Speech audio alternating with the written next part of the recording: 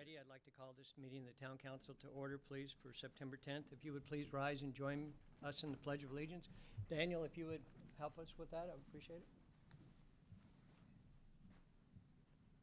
I pledge allegiance to the flag of the United States of America and to the republic for which it stands, one nation, under God, indivisible, with liberty and justice for all.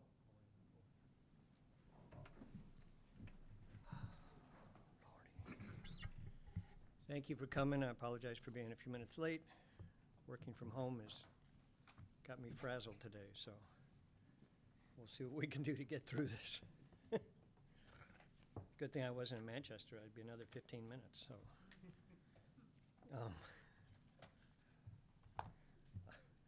Pledge of Allegiance. Announcements. The upcoming Town Council meetings, Thursday, September 24th at 7 p.m. is a regular meeting. Thursday, October 8th at 7 p.m. is a regular meeting. And Thursday, October 22nd, 7 p.m. All here in this meeting room are all regular meetings. I think that's it for me. Eileen, do you have any other announcements? I do. The transfer station Thursday late summer hours ended today, September 10th. The regular hours for the transfer station are Tuesday to Saturday, 8 a.m. to 4 p.m. November elections, absentee ballots. The town clerk's office strongly encourages people wishing to vote by absentee ballot in November to submit their request for an absentee ballot as soon as possible. An absentee ballot request form can be found on the town's website.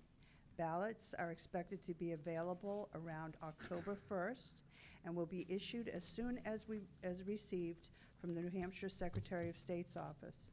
Due to the number of inquiries being received, we wish to inform voters that the general election is the same as the presidential election. There will be only one ballot in November with all Republican and Democratic candidates. Party affiliation is not a factor in this election.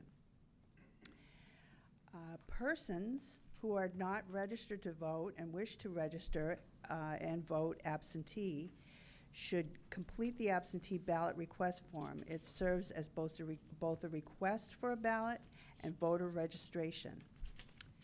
Voter registration.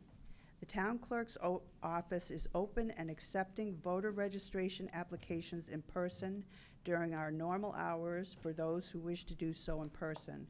Please monitor the town website for upcoming evening and weekend registration sessions that will be held by the supervisors of the checklist. Now, this is kind of weird, but tick-tock time is moving along here. And I know that you all know, but our beloved, corny I know, but police chief is retiring. She's the very best, and she's retiring on October 15th. So I'm hoping that we'll present her with, have a more formal event. But I just wanted to make sure that everyone knows the process for hiring a new chief is from a technical perspective, needs to be posted in-house first by our personnel policy. So I just wanted, the information is going to be getting out more and more, and I just wanted to make sure that we sadly said it out loud. So that's all. Thank you. What an audience, huh? Is that it? Okay. Yeah, it is sad that our chief is leaving, but I'm sure we'll work it out with her help. And you'll plan something as far as the hiring protocol is concerned and keep us informed how it's going for a replacement. Yeah, of course. The police department, as you know, is one of the best-run departments in the town, and they have had a hierarchical plan in place for years. They have a wonderful relationship with the community. We have a whole staff full of very qualified employees. So not to worry. I just wanted to make sure that everyone knew that there was a sad part to that too. So thank you. Not really. Not really. Obviously only for some. Some people are out Yes. there smiling. Anyway, okay. Comments from the press and public. Anybody wishing to comment at this time to the town council, preferably on agenda items, please come up to the mic. We have a few minutes to listen to what you have to say. Seeing nobody moving forward, we'll move on to recognitions, resignations, and retirements. We have a couple of them tonight. We've been putting this one off for various reasons, partly because of all the COVID-19 stuff. But we would like to recognize the Village Eatery with an appreciation plaque presentation. The Town Council to present a plaque to Vicki Lee, owner of the Village Eatery, for their support of the Merrimack Fire and Police Departments in providing approximately 1,700 lunches and about 600 desserts over a 10-week period of the time period of time to the first responders. This was obviously in response to the fact that we shut down so much of the town due to the COVID-19, and we certainly do appreciate that. So, Vicki Lee. Where are we going to go? We don't have a mic somewhere that I can walk to. Yeah, all the way back there.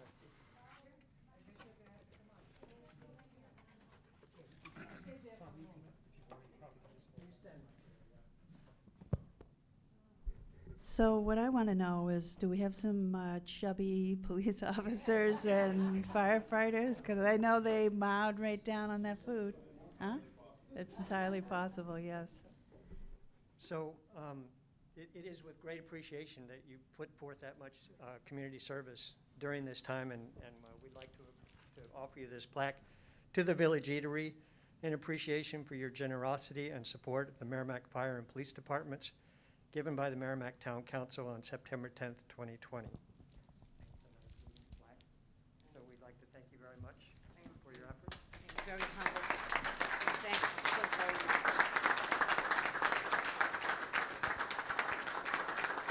Thank all of you for doing everything you've been doing. We so appreciate you. Thank you. Thank you very much. Thank you.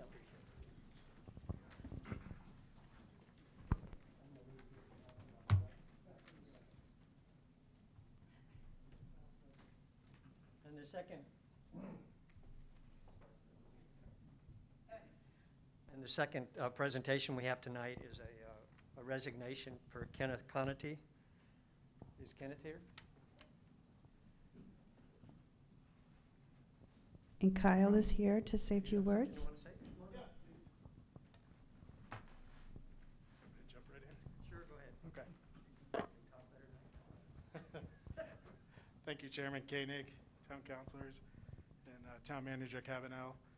I'm pleased to be able to speak on your behalf to recognize Ken Conity for his contributions to the town over his 11-plus years with us with the Department of Public Works. Ken started with the department back in 2008. Trying to do this without my notes. Yeah, as a mechanic 2 in our wastewater division. He pretty rapidly moved up to our sewer inspector position, which is one of our real key positions with the wastewater group. He was responsible for all aspects of maintaining the sewer system outside of the wastewater treatment plant, which includes over 1,500 manholes throughout the town, over 90 miles of sewer pipe, 9 pump stations, and everything that goes with all of that, and did a fantastic job with all of it. He had quite a few other contributions that were very notable, other than the day-to-day routine stuff that we all do in Public Works. I'll talk about a few of them here. One of the biggest projects we've done in my time at Public Works was the Sunset Shore Sewer Extension Project. That project brought sewer to the Ingham Road area, and all of those houses are now serviced by sewer, which will protect Natticook Lake forever. The water quality in Natticook Lake is forever improved because of that project. Ken was a tremendous asset through that project, working with me, the designer, the contractor, getting the project done on time and frankly under budget. And I don't think it would have happened as well without Ken, that's for sure.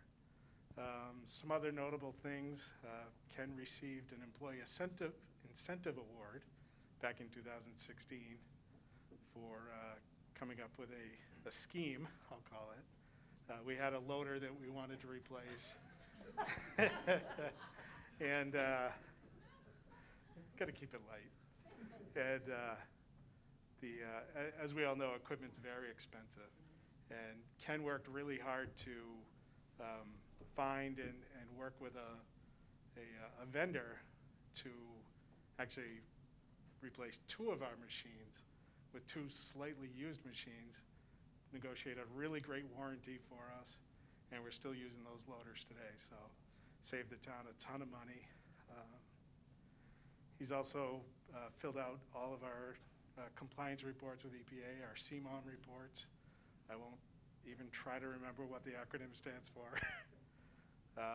He's vice president last year, now he's president of the New Hampshire Water Pollution Control Association. And unfortunately for us, but fortunate for Hooksett, New Hampshire, he's now the wastewater superintendent in Hooksett, which is why he left us. So with that, I will say we miss you. We wish you the best for the rest of your career, and we'll be in touch, of course, and congratulations.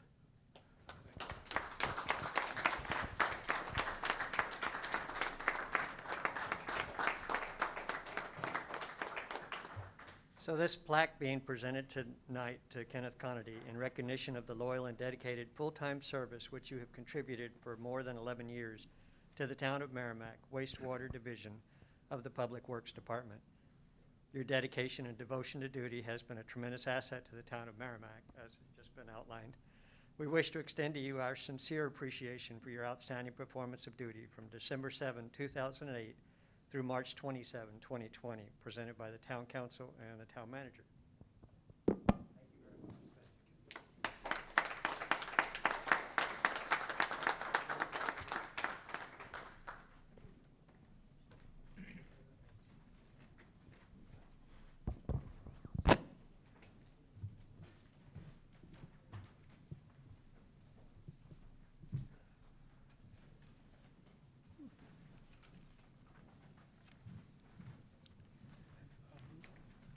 Yes, I just would have wanted to say something, but I guess, you'd have to say it quick. I Sorry. think I wanted Vicki Lee to know that that was very impressive. It is on. It was very impressive to me, the numbers that Tom had read out to us that we had received of the work she did for our first responders. It was, I mean, that was huge, and I really appreciated that. And as far as Ken, our wastewater division has always been top rate for years and years now, and he was a great asset that I'm sure will be missed, and boots that will be difficult probably to fill, but it's good for him that he's able to advance his career, and wanted to thank both of them for that.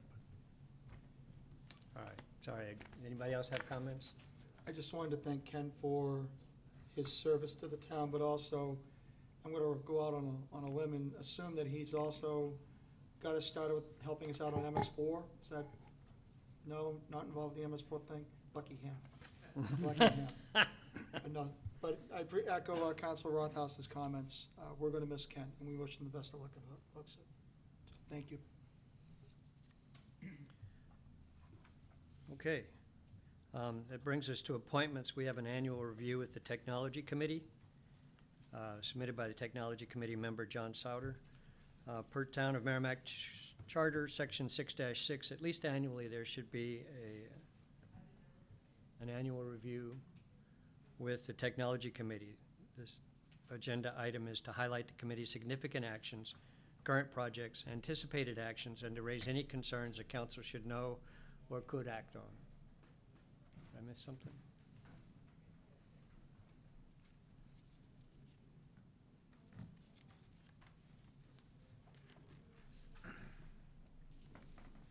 Can you get me a copy?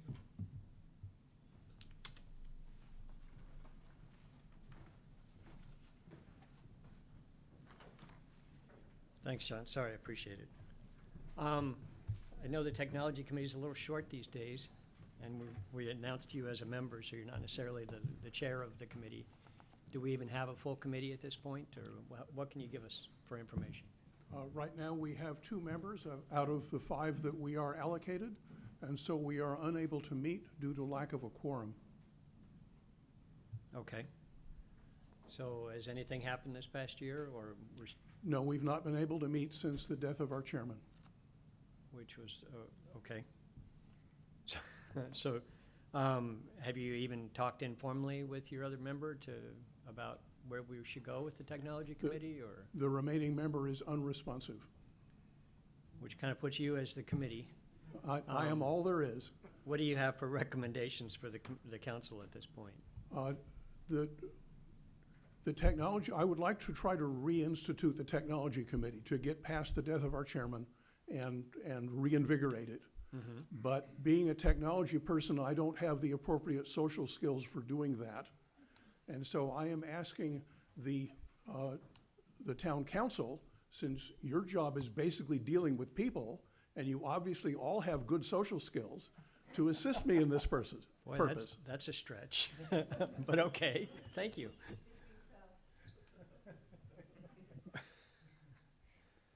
So, Barbara, did you have something to add? Yeah, you know, I am your town councilor representative, so my question to you is, what do you see as the role of the Technology Committee going forward?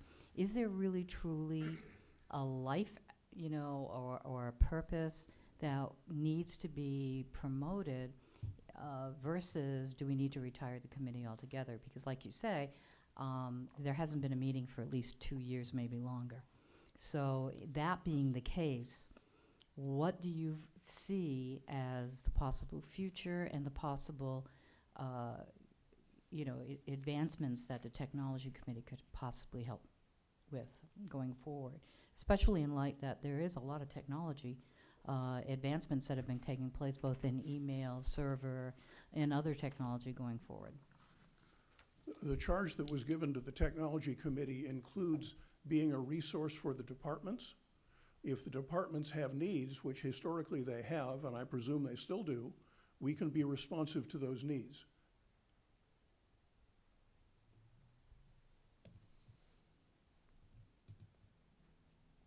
Peter? I'm not hearing anything Are you else, so done? go ahead. Barbara, thank you. John, thanks for being here and thanks for your help. 2 years ago, I was our representative on the Technology Committee. And the one value that I did see, and we had a good group, and the late chairman did a nice job. We had about 4 or 5 people that were dedicated to it. The one thing I liked about it was that, you know, we have good IT people, but we had other people, a different perspective viewing it. And we talked about overall needs. And these folks kind of came in, John included, and said, hey, this is what we think, and they kind of bounced it back and forth. So to me, I always thought it was kind of an important perspective. And in the past, the Technology Committee has also helped in moving forward with certain computer or software programs and so forth, and helped over the years. So to me, I think there's a place for the IT committee, and I also think that, I think John makes a good point. I think maybe this council should put it out and advertise to see if we've got any fresh faces and fresh ideas there, and folks want to be involved. And then, you know, if we get no response, that would be unfortunate. I guess we'd have to take another look, but if we do, maybe we can reinvigorate the committee. One thought. Eileen? I think that it's a very important committee. I know that we haven't used them to their full capability at this point. Our technology coordinator will be retiring at the end of December, so we certainly could use some help to, recruit and hire a new director or technology coordinator. And I think that it's really important to just evaluate the department, because we have, so we had the one person, and then we had a part-time person, and then we hired somebody full-time. So now we have 2 full-time people. And we have an awful lot of proprietary software and different kinds of things and licenses and all of those kinds of things. And it's really an enormous job for just 2 people. So especially one who's trying to learn to, get up to speed with what is going on before the head of the division retires. So if we could get some people, I think it would be a very valuable committee. I think we've all gone into different situations where, like, now we're talking about communications. How do we, perhaps you could help us with those kinds of things. Communications is in terms of the various kinds of systems that we have, and between the police department and the fire department and the dispatchers, 911 and that kind of thing. All of those things are interrelated for the town, and they're all very specialized. So having somebody with a technology background, or several people, would be of great assistance and just very valuable. And I think, I would think that there would be a lot of people in this town who work in this town that would be very good at this because of the kinds of businesses that we have in town. So maybe what I would do is contact some of those businesses and see if they have somebody that lives in Merrimack that might like to be on the committee as well. But we really appreciate you, and sorry that you've been so lonely. But I hope you stick with us because we do value you, and we're gonna give it a real good try, if you would, please. I was on a predecessor to the technology committee called the Computer Committee back in the 1970s, in which we surveyed the town government, to see how data flowed through the town in the hope of finding ways to use computers to make that work better. That seems to have worked out pretty well. I was going to say, you must have done that when you were, what, 3? Finley?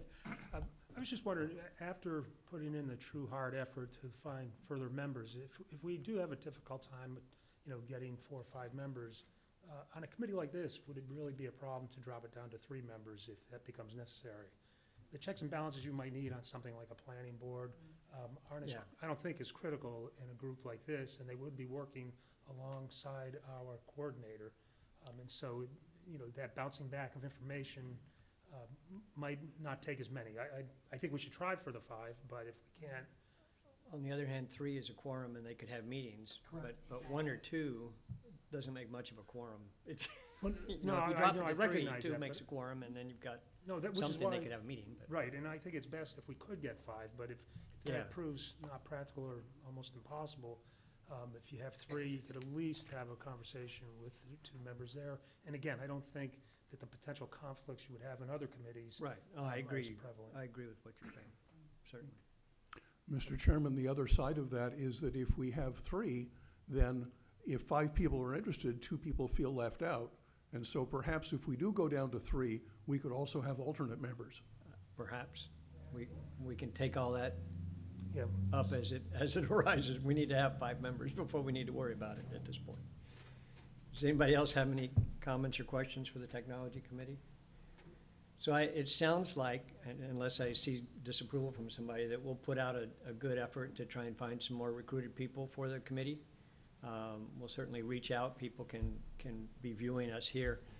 And we'll see if we can't reach out and find more members. If we can't, probably in the next couple of months, I'm going to end up suggesting that we just disband the committee so that we're not wasting your time and our time and stuff like that.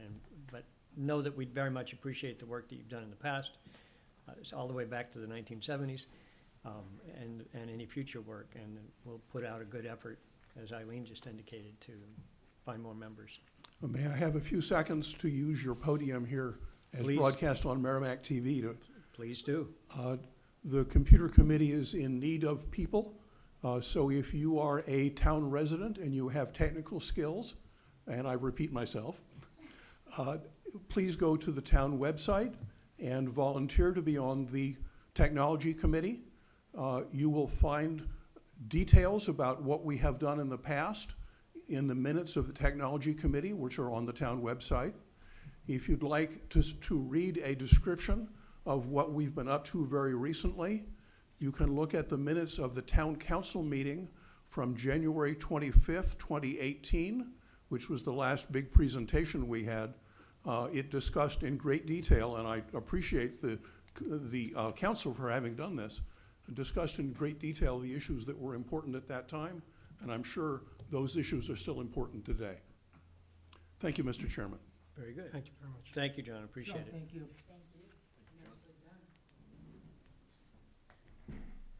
And if that doesn't bring them out of the woodwork, not much will. Please.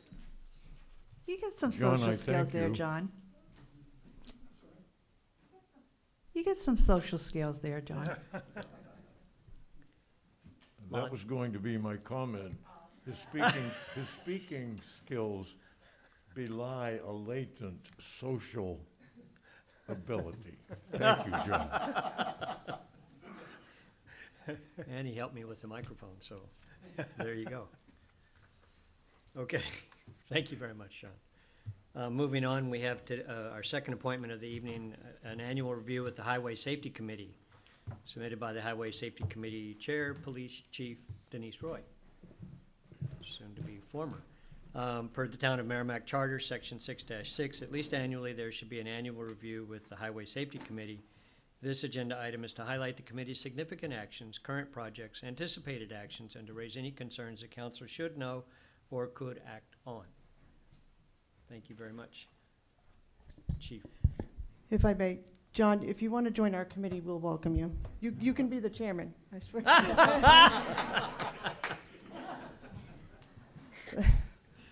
That was fantastic. Please join the technology committee. He needs friends. I'd do it, but that would be impossible because I'd be your worst person. Thank you for having us here tonight to talk about the Highway Safety Committee. Finley is well aware of kind of what we do. You know, our purpose is to help reduce traffic accidents, deaths by fatal accidents, property damage through things that happen on our roadways in Merrimack. I think we're pretty fortunate here. You know, the council has done a tremendous job at making sure that all the streets remain safe and, you know, make changes as appropriate. So we do appreciate that. So we haven't really been extremely busy this year, and that's predominantly because of COVID. We weren't really able to meet in person, so we've had some Zooms. Finley's always on his cell phone working. Yeah. It does look creepy when Finley's in the van, but. It's a back heavy van, that'd be even creepier. Yeah. So our biggest challenge this year, I think you're well aware, and I do not want to talk about it ad nauseum, is the Courier Road neighborhood. I think we've kind of talked about that.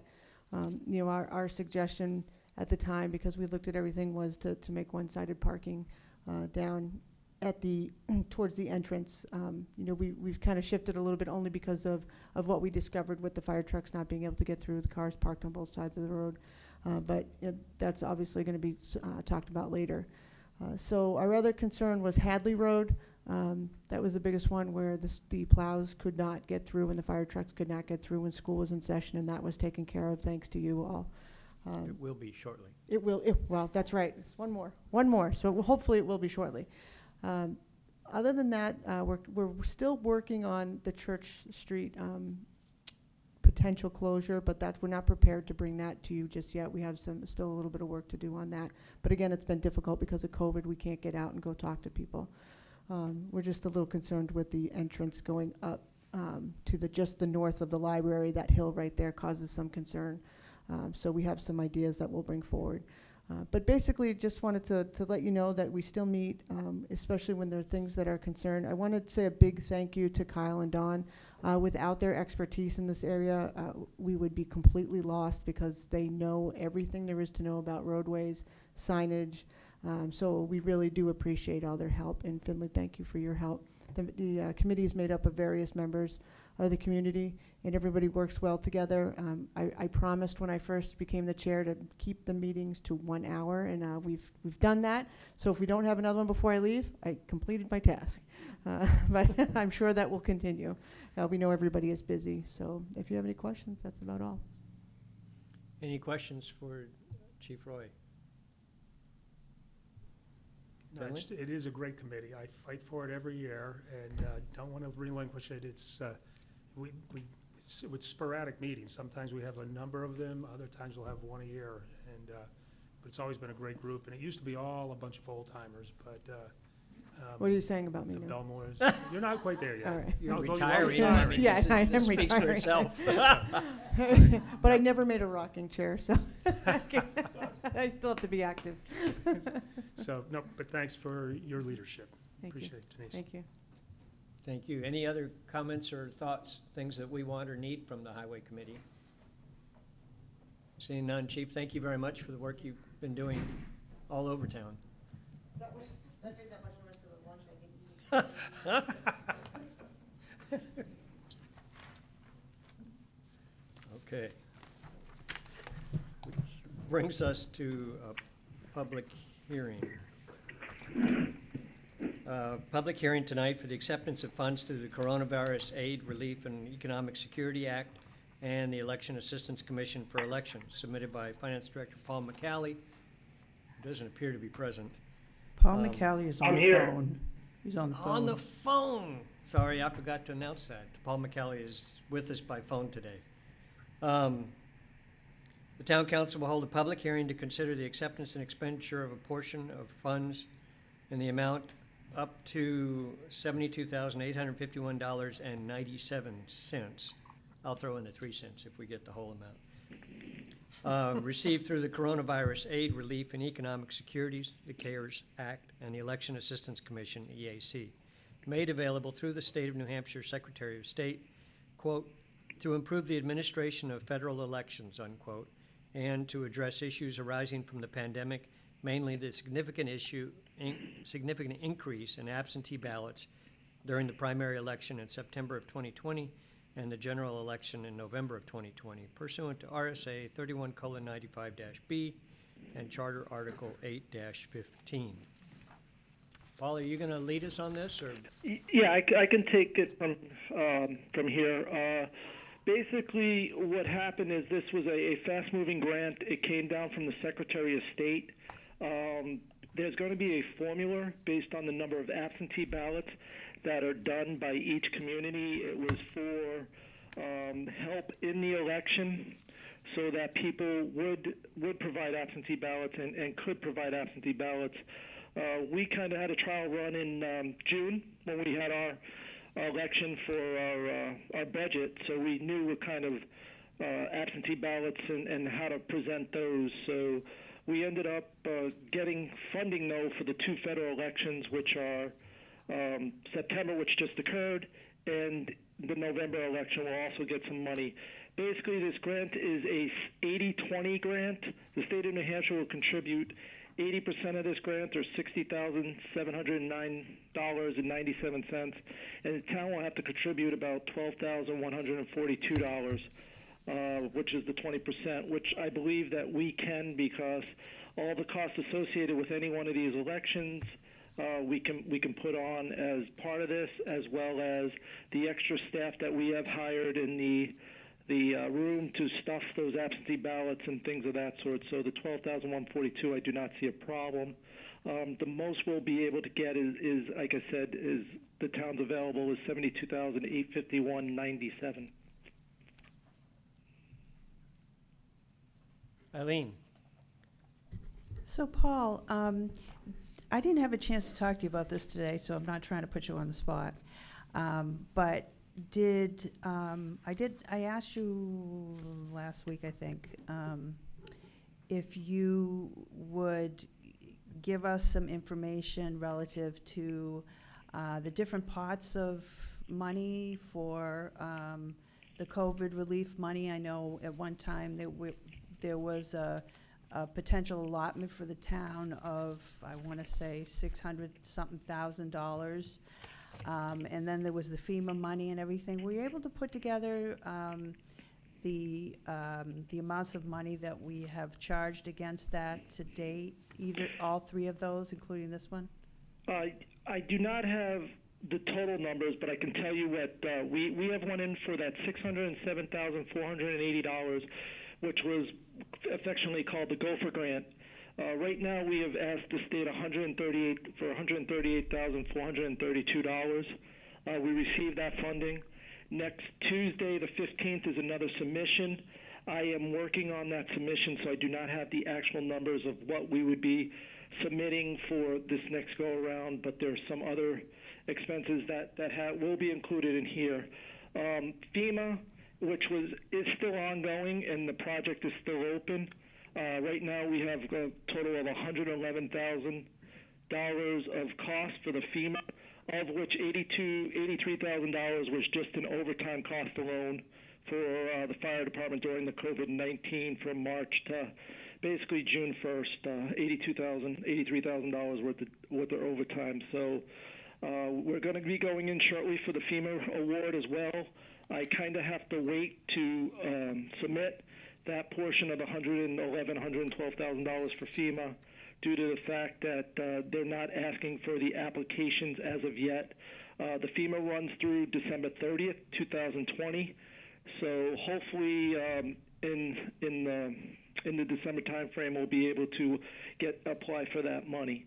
The $607,000 that we got as Gopher, like I said, I have a submission due on the 15th, and during that submission, I will be putting in all the overtime for like what the tax collector did and what for our general election, some of that money that we brought in because we brought some part-time people to help us out.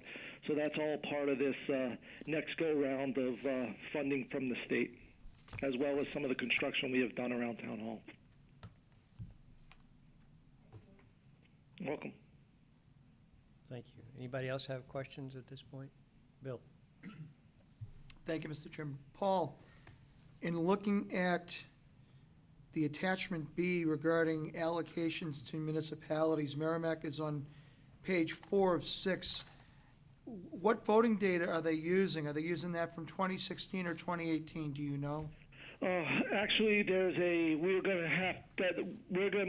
to come up with an allocation or a dollar amount per absentee ballot, and what will happen is that after the two elections, we're going to submit the total number of absentee ballots for the town, and they're going to come up with the allocation of whatever an absentee ballot they say cost an absentee ballot to prepare.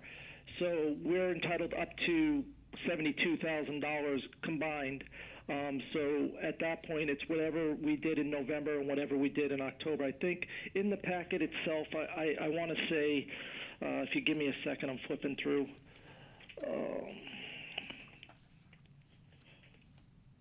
I think it is attachment C, the standard rate, and that's what they're looking at.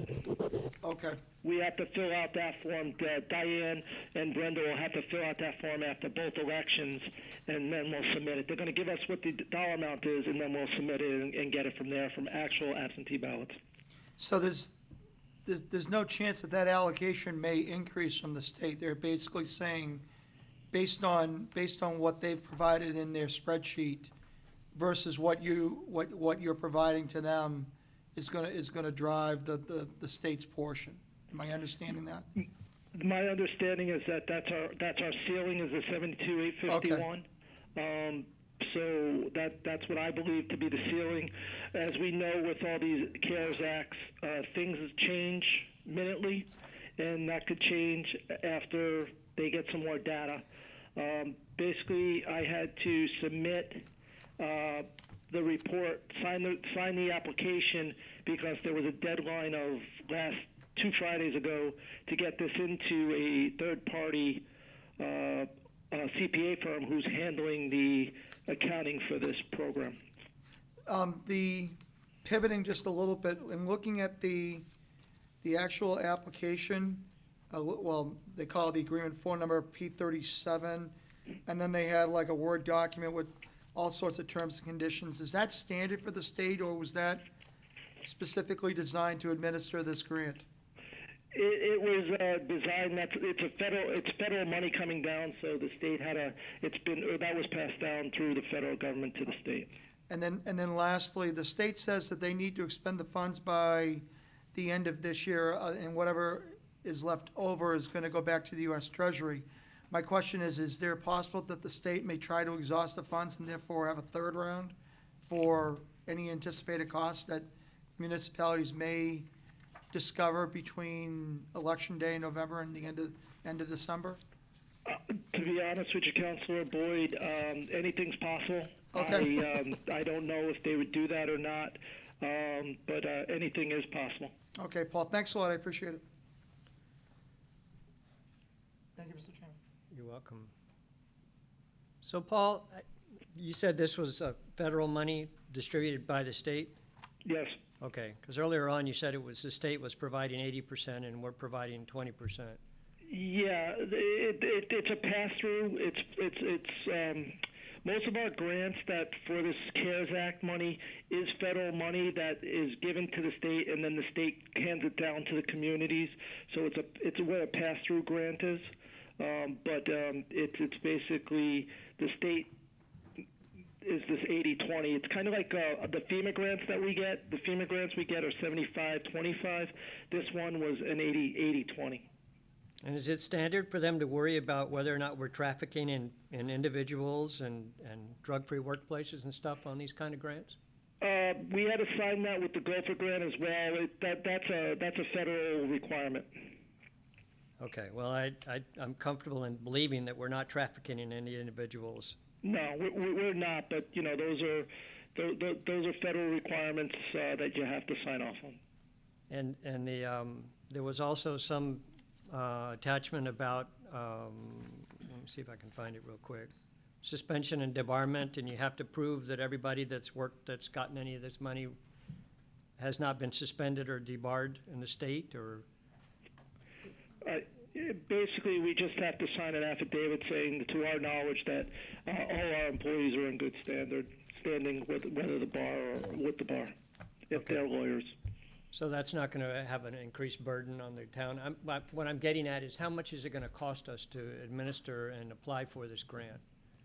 It's already applied for. To administer it, as other managers have said on the manager listserv, this is one of the easiest grants to apply for and get the money. So it's not going to be an extra burden on the finance department or on the tax collector's office to get the information needed so that we get reimbursed.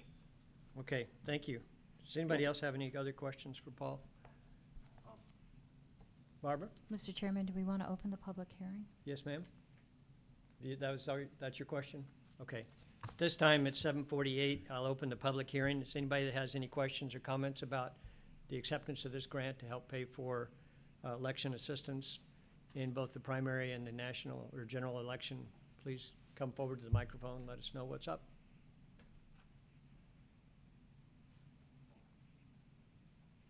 I'm listening to hear people charging up the stairs, and I'm not hearing them. Seeing nobody coming to the microphone, we'll close the public hearing at 7:49. Right. and see what's the will of the council at this point. Mr. Chairman, I would move that the town council accept and expend up to $72,851.97 for the Coronavirus Aid, Relief, and Economic Security Act and the Election Assistant Commission for Elections Grant, of which the state of New Hampshire will be contributing $60,709.97, which is 80%, and the town of Merrimack will contribute $12,142, or 20%, and that furthermore, that the town manager or the assistant town manager sign any and all documents necessary to accept and expend said funds. Second. Moved by Bill and seconded by Barbara. Are there any other comments? Seeing none, we'll call for a vote. Lon, I'm sorry, go ahead.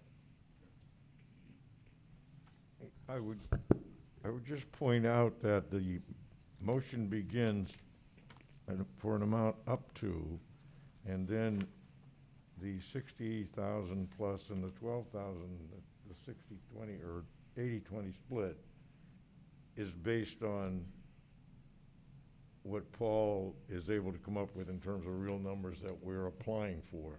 I didn't want the public to be confused if the money comes back less than the two amounts. That's all. Absolutely, and we never want to confuse even ourselves. So 72,000 is the maximum, that's the total of those two numbers, and it'll be whatever the state allows based on the reimbursement formula, and we'll provide 20% of that, and the state will provide 80% of whatever that amount comes out to be. Okay, any other questions? We'll call for a vote. All those in favor signify by saying aye. Aye. Any opposed or abstaining? That passes 7-0-0. Thank you. Thanks, Paul.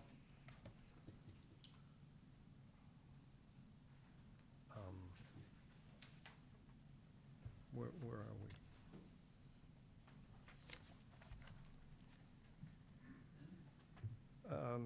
That's a good idea.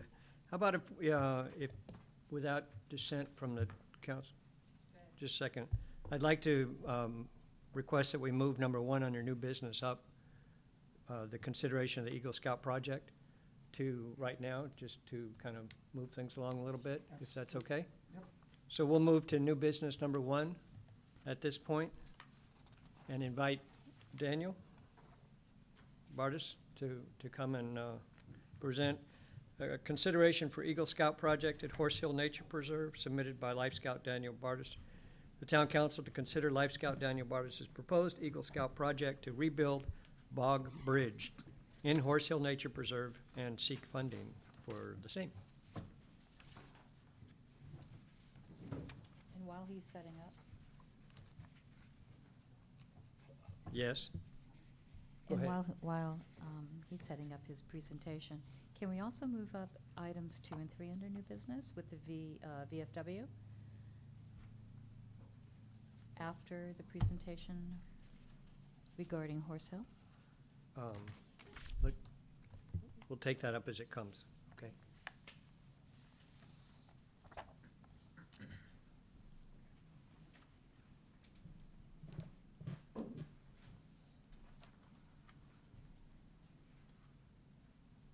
That's a cool picture. Very cool. Uh-oh.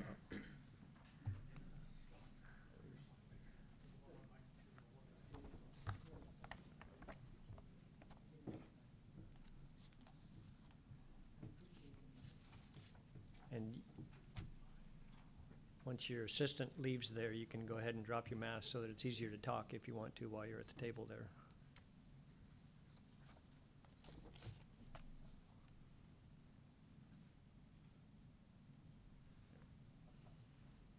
you go.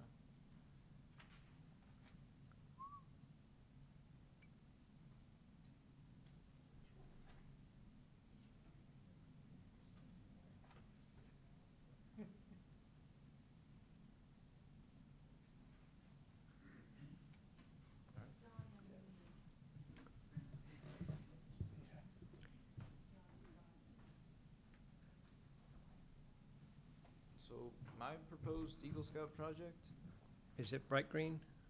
yeah. Yeah, thank you. So my proposed Eagle Scout project is to build a bog bridge at a Horseshoe Nature Preserve. So I'm a 17-year-old life scout from Troop 424 in Merrimack, New Hampshire. And I'm going into my senior year at Merrimack High School. I like to mountain bike, fish, camp, and paraglide.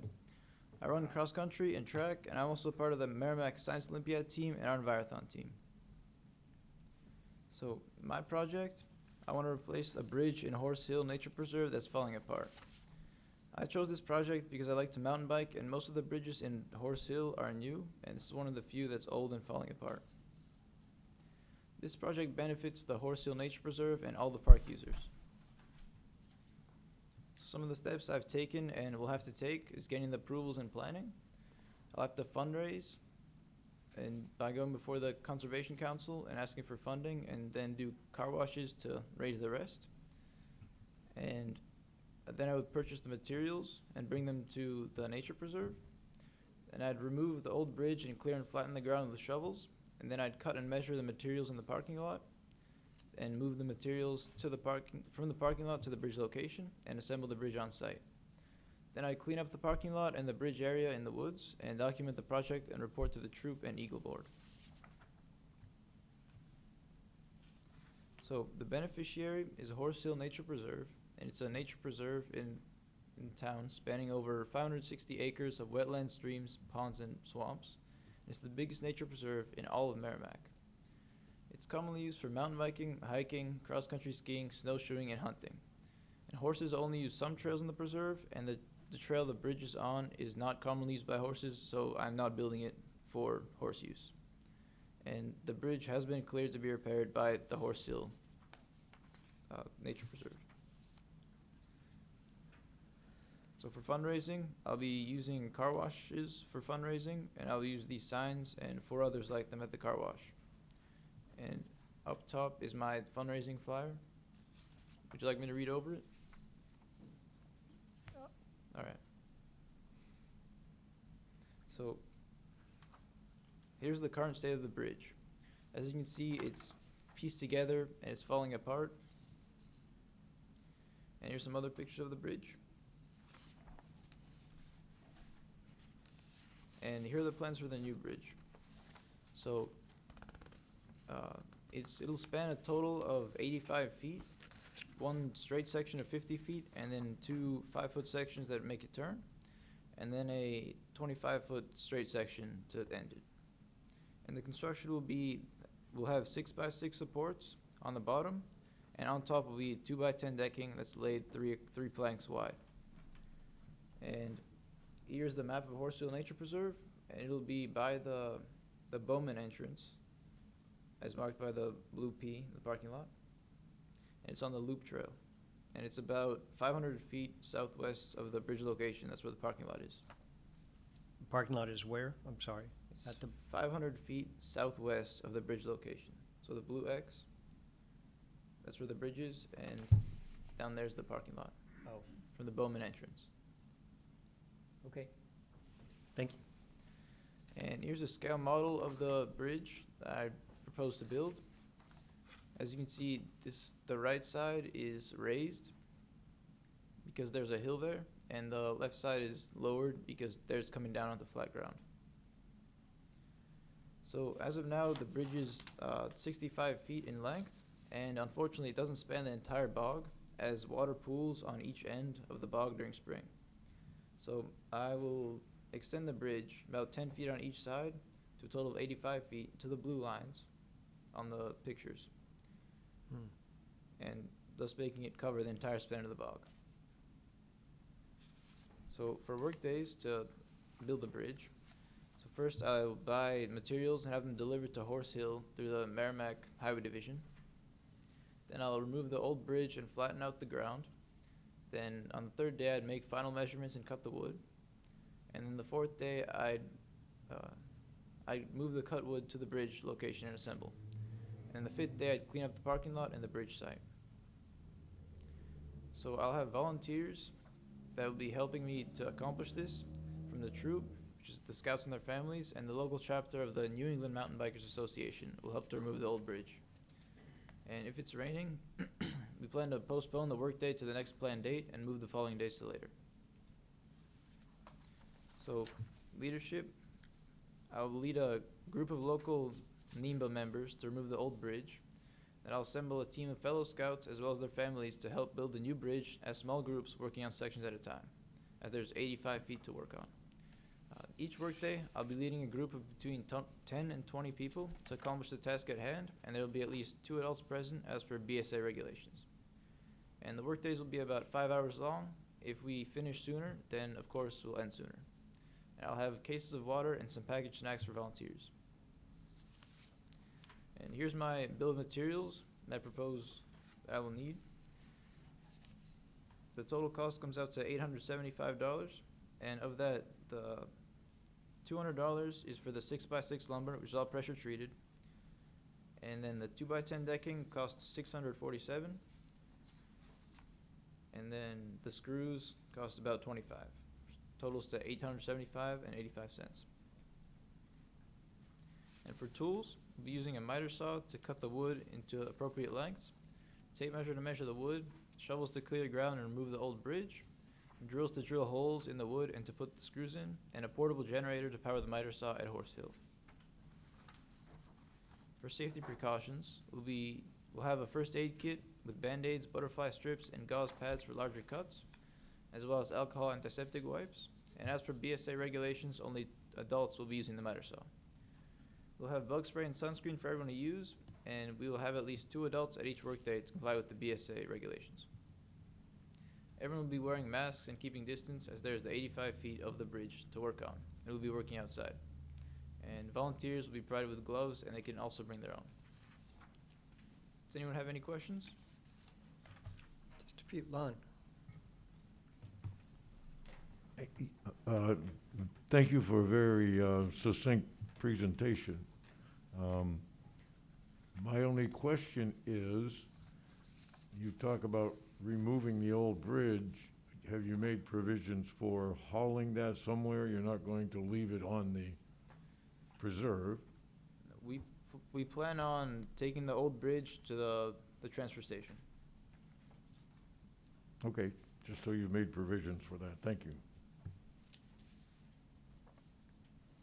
So could you back off just a little bit and, for the sake of those of us that haven't walked across this bridge and don't understand what a bog bridge is covering or crossing, why, since it appears to be on the ground the whole way except for your 6x6, what is it you're accomplishing by having the bog bridge there? That entire area that it spans, it all is wet when it rains, or usually the entire spring. Okay, but So- it's not soggy, so you're not expecting it to sink down into the ground? Yeah. It just gets water running across it or something? Or it does become soggy. It does? Yeah. So what keeps it from just sinking into the ground? We plan on using either stones or stone dust to put underneath the 6x6s to keep it level, and it should do its job. Okay, to any particular depth or just a layer of? Just a small layer. Pardon? Just a small layer. Okay. Because with heaving and winter frost and all that kind of stuff, I'd be concerned that things might happen to it. But as long as you're trying to make it so that it goes to, and you are screwing this all together so that it won't just Yeah. move around when people ride their bikes across it and stuff like that, right? And you're saying the current one is not wide enough, in fact, that during some rainstorms or some overly wet springs, so there's actually water completely surrounding this bridge, and you have to kind of tromp your way through it? On both ends, yeah. On both ends. So this will definitely help us out there. Good. Does anybody else have any questions? Nancy? Oh. Hey! I do notice in the corner here, you just, Kind of forgotten. most of the time I don't mind being forgotten. First of all, good job. We can I- oblige. I do have a question, and maybe you said it, maybe I misunderstood it. Are you going to be going to the conservation, or you already been? I already have. Okay, so you've already spoken to them about this proposal, and have they said that they're gonna help you with funding? Yeah. Excellent, okay, that was my only question. They are helping with funding, and that was one of my questions that I forgot to ask, but what you meant by asking, I didn't expect the Conservation Commission to get involved with funding. But they've at least given you permission and Yeah. they're behind it. Yeah. And they are funding it? Yeah, Because partially. it does help to preserve. That's good. Thanks you for bringing that up. Finley? Yeah, actually, in that regard, you had called it a conservation council, so I thought it was an outside source. Oh. I didn't realize that, but that's fine. But I was just wondering, Daniel, fine job. Again, another Boy Scout, made a great presentation, and I'm always impressed. But are these segments of bridge that you're gonna be bringing in and putting together, are they all gonna be attached? Is there gonna be an overlap on a 6x6, or to make the connection to keep it together?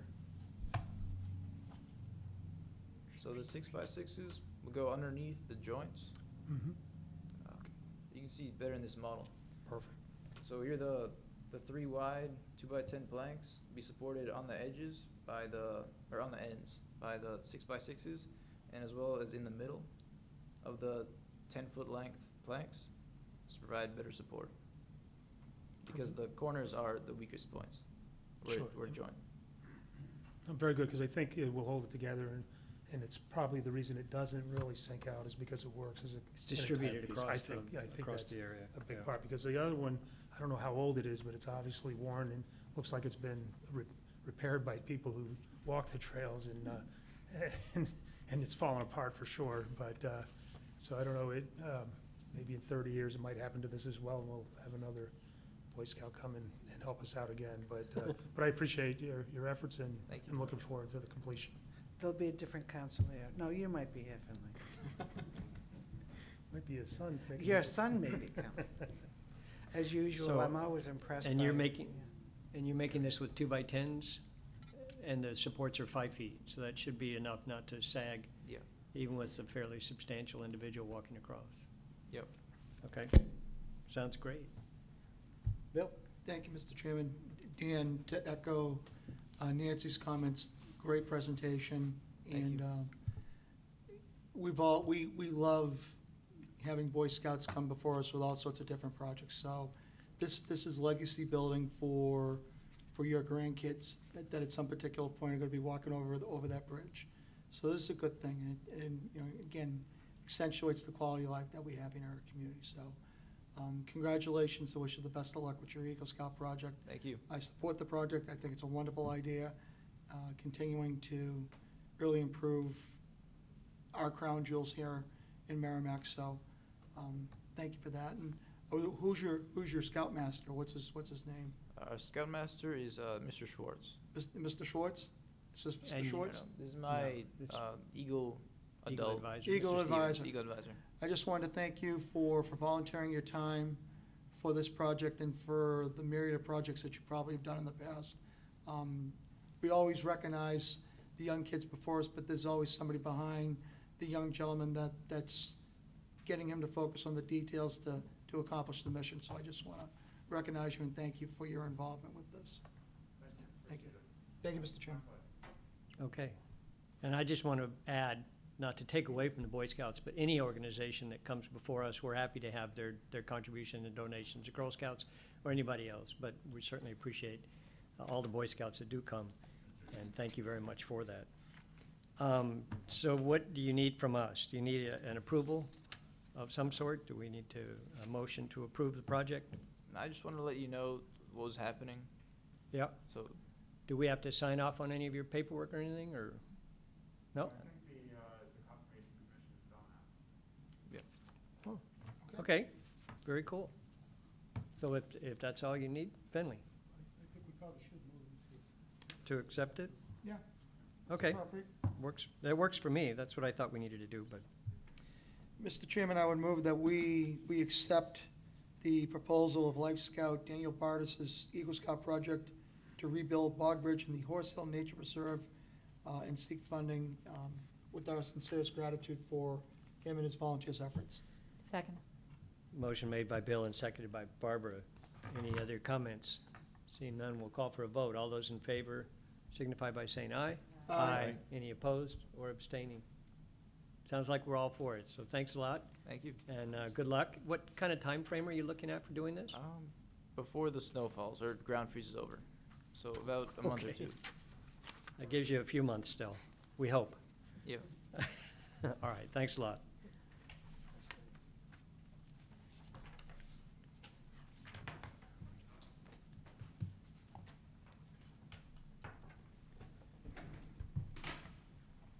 We have legislative updates from state reps. Seeing no state reps. Town managers report. Yes. So, I think that maybe the next time that somebody gets the Dunn seat, it should be me sitting over there, because you tend to look over this way. So whoever, the person that sits there gets ignored. So I don't mind being ignored because I can speak up. I know Nancy can too. Many of but- us would like to be ignored too, but Yeah. But anyway, I'll keep that in mind next time nobody asks Yeah, me but- where I want them to sit. yeah, okay. So believe it or not, the process for the 21/22 capital improvements plan has begun. Memos were sent out to departments, the school district, library, and MVD to begin the annual process of planning for the next 6 years of capital projects. CIPs, which is what Capital Improvement Plan stands for, will be processed through the Town Council and School Board before review by the Planning Board in either December or January. So I was calling around today to try and find out when the long-awaited decision from the New Hampshire DES was supposed to occur, having to do with St. Gobain's variance request to ask for an extension of another year for their thermal oxidizing thing. And Sarita contacted our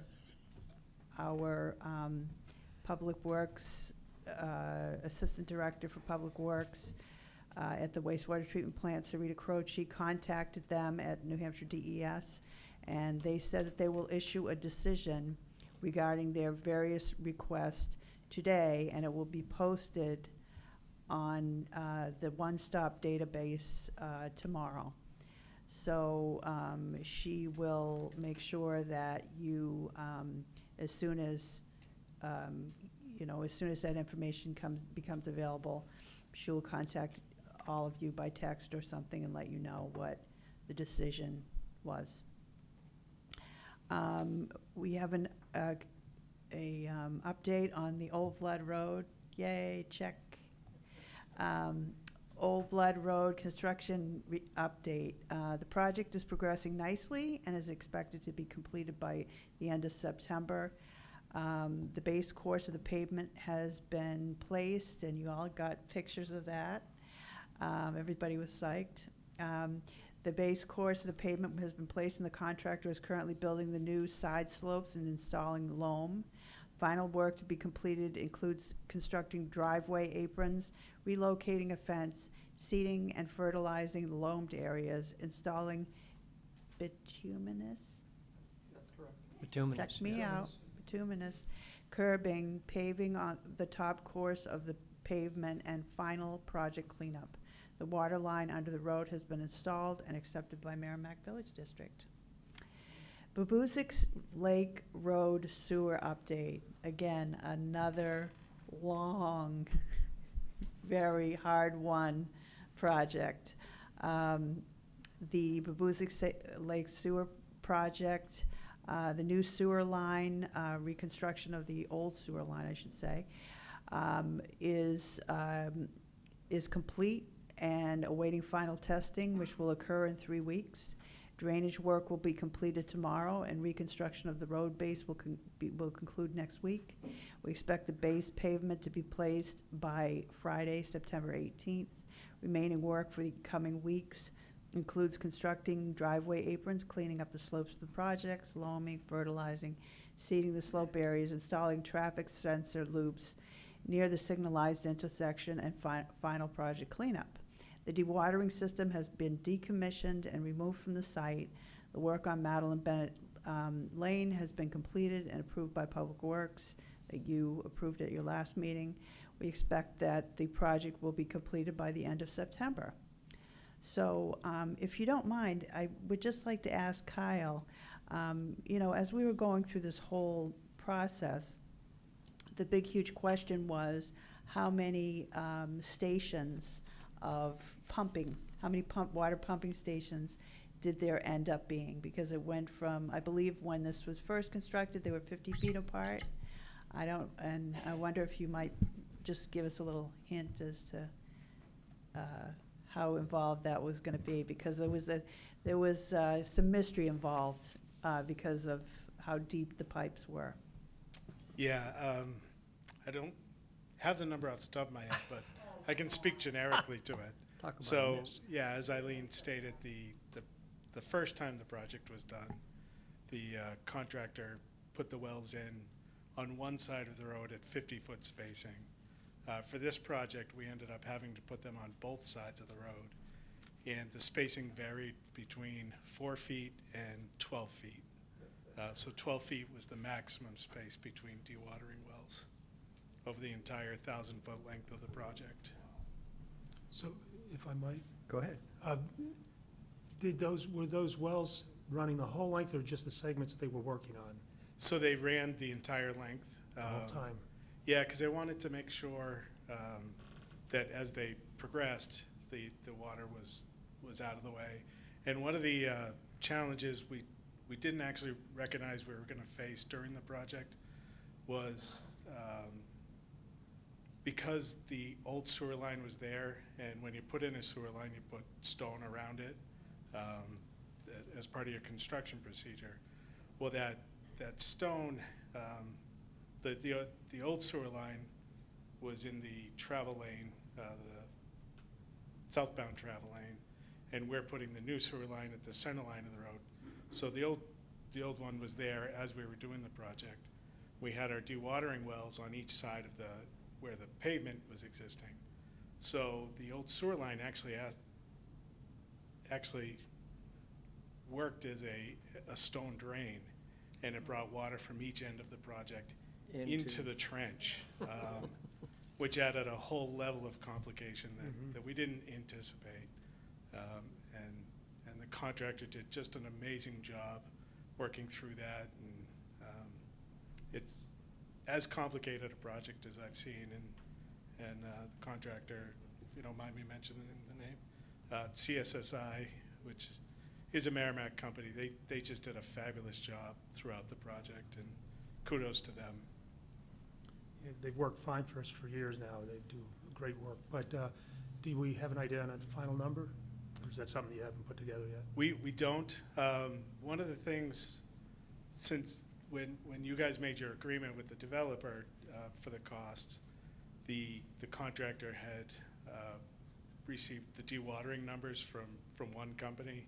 They ended up, just before they took over the job, talking to another company who had a completely different process on how to do it, and that process was much cheaper.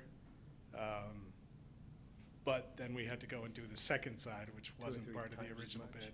So talking with the project manager, we believe the costs are going to come in under budget, even with dewatering both sides of the road. Fantastic. Thank you, Kyle. Plus the additional work that we're doing right now for the drainage pipe replacement That's correct, yeah. Dawn brought that to your attention at the last at council the last meeting. Yeah. So that work is going to be completed tomorrow, and Oh, good. that's actually going to be a big improvement for the whole area as well. Yeah, spectacular. Okay. Good. This was kind of an impromptu, so thank you very much. Yeah, Appreciate happy it. to speak about it. Was that it? Yes, that's it. Okay. Thanks. Any questions of the town manager on her report? Thank you very much, folks. Seeing none. I want to get through the consent agenda if we can. Unless there's a problem, I think we can get through that fairly quick and easy. Consideration of changes to Chapter 183 Vehicles and Traffic of the Merrimack Town Code. This is on the consent agenda. Does somebody want to move? Move the consent agenda, Mr. Chairman. Motion to move the consent agenda, seconded by Nancy. So a motion by Bill and seconded by Nancy. If nobody objects, we'll go to a vote. Seeing none, we'll call for a vote on that motion, the consent agenda, which is the Hadley Road. All those in favor signify by saying aye. Aye. Any opposed or abstaining?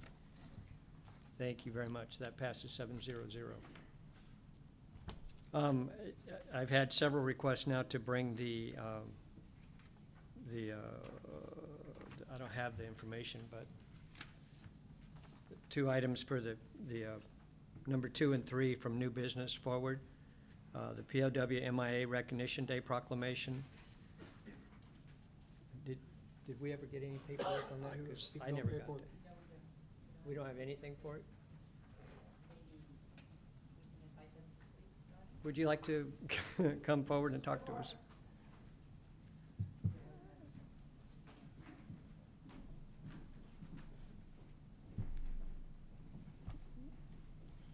Thank you.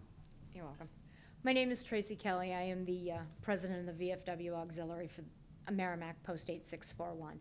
And on behalf of the Veterans of Foreign Wars and the Veterans of Foreign Wars Auxiliary, we are writing to request that the third Friday of the month of September henceforth be proclaimed POW MIA Recognition Day in the town of Merrimack. It was established in 1979 through a proclamation signed by Jimmy Carter. Since then, each president has issued an annual proclamation commemorating the third Friday in September as National POW MIA Recognition Day. A national level ceremony is held on every POW MIA Recognition Day, traditionally at the Pentagon. The observant gives us a means to recognize and focus attention on our prisoners of war, as well as the many service members still missing from all wars. Merrimack VFW 8641 and its auxiliary will this year be conducting a POW MIA ceremony at noon on Saturday, September 19th, 2020, at the American Legion on Babusik Lake Road in Merrimack, in observance of National POW MIA Day, as well as setting up our missing man table during the ceremony. Thanks for your consideration on proclaiming the third Friday of September POW MIA Recognition Day. Okay. Anybody have any questions on that? Barbara? And Tracy, we're going to have a actual I sent it to your email this afternoon, Barbara. Bless you. Thank you so much. You're so, welcome. I think what we're looking for is agreement, and then to be able to sign it when it's due. I'm sorry, Eileen? No. I just heard from Paul that you have 2 proclamations in your read file. I do? That's right. It's either in the read file or the sign file. I know Becky worked on them this afternoon. Those that I sent this morning. Thanks, Finley. I worked on them really hard Well, this morning. Yeah, I said Okay. Becky's definitely not going to forget those. So thank you very much. You're welcome. I had even signed it earlier and Oh, forgot. this is- So the proclamation reads, Town of Merrimack, Town Council Proclamation, National POW MIA Recognition Day. Whereas National POW MIA Recognition Day was established in 1979 through a proclamation signed by President Jimmy Carter. A lot of this is going to repeat what you just said.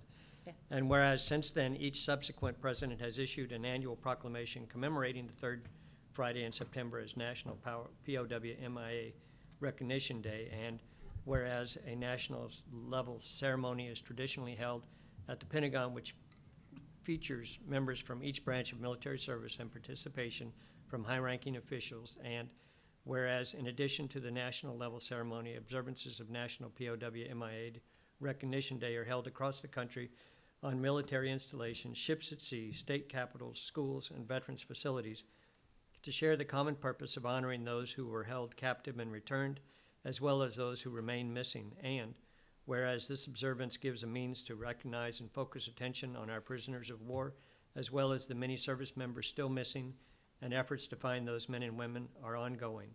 The Veterans of Foreign Wars and its auxiliary of Merrimack, Post 8641, honor those brave men and women each year with a special ceremony, and by leaving a perpetual missing man table, always set at their post in remembrance of their sacrifice. Now therefore, be it proclaimed by the Merrimack Town Council that the third Friday of the month of September annually shall be known and designated as POW MIA Recognition Day in the town of Merrimack, New Hampshire, proclaimed this 10th day of September 2020 by the Merrimack Town Council. So moved, Mr. Chairman. Second. Moved by Bill and seconded by Barbara. Are there any other comments or questions? Seeing none, we'll call for a vote. All those in favor signify by saying aye. Aye. Any opposed or abstaining?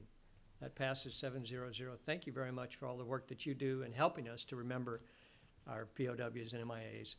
Thank you. And they are, it is certainly something we should never forget.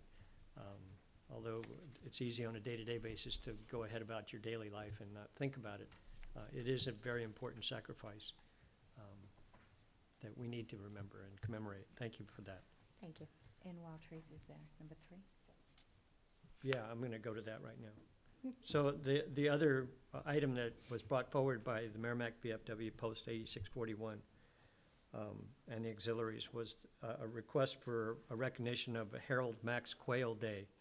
The town council to consider a request to issue a proclamation designated Saturday, September 19th, 2020 as Harold Max Quail Day in the town of Merrimack. You want to give us some background on that one, please? Sure.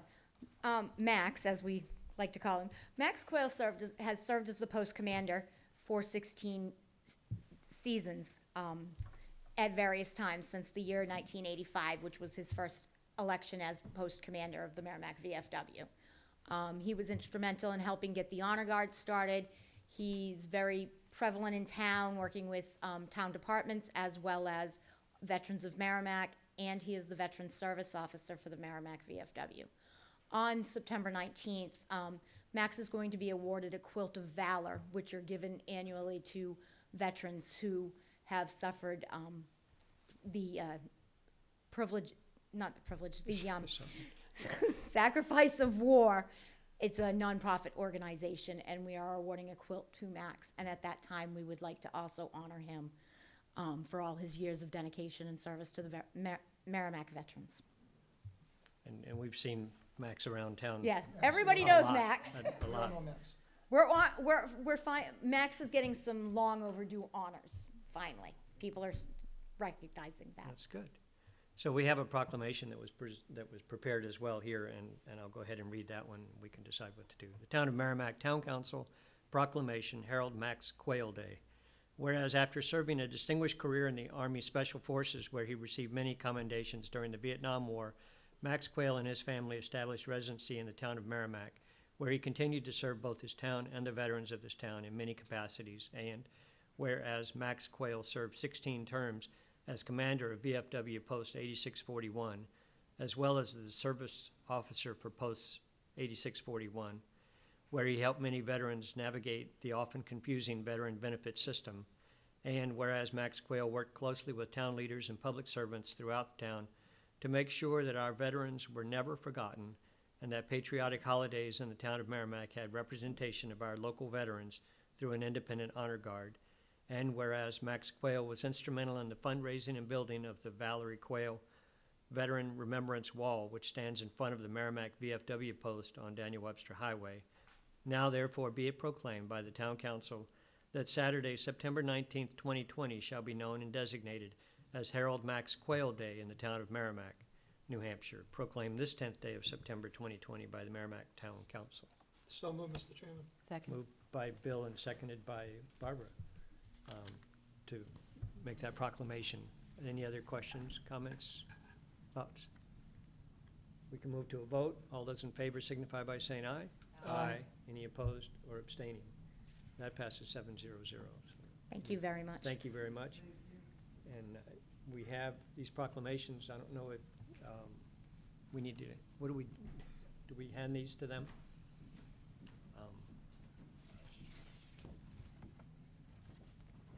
And they've been signed.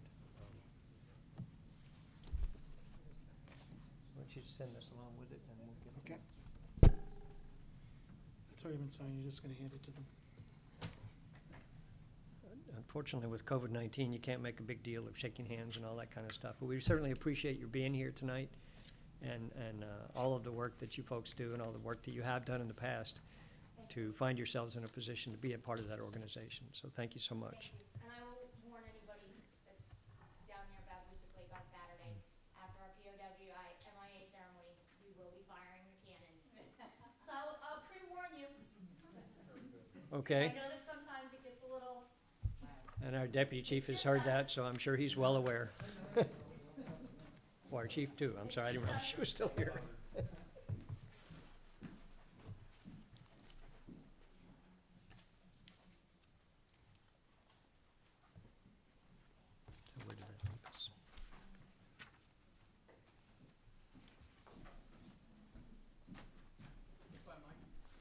Yes, sir, go ahead.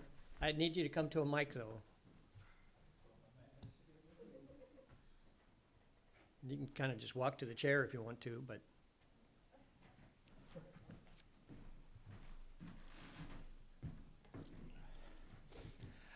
My name is Jason Kelly.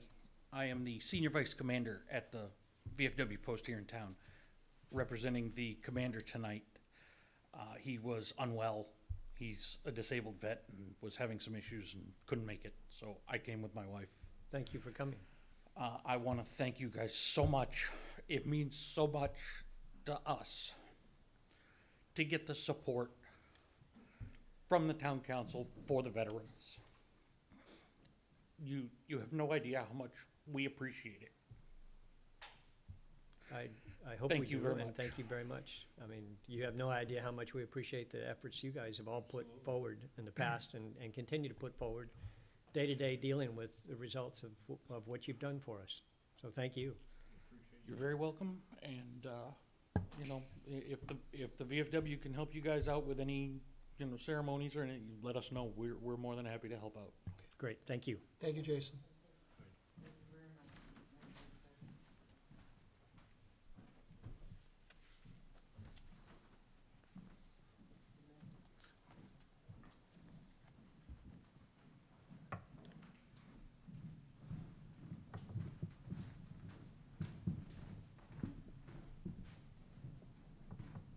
Is it something you said, or?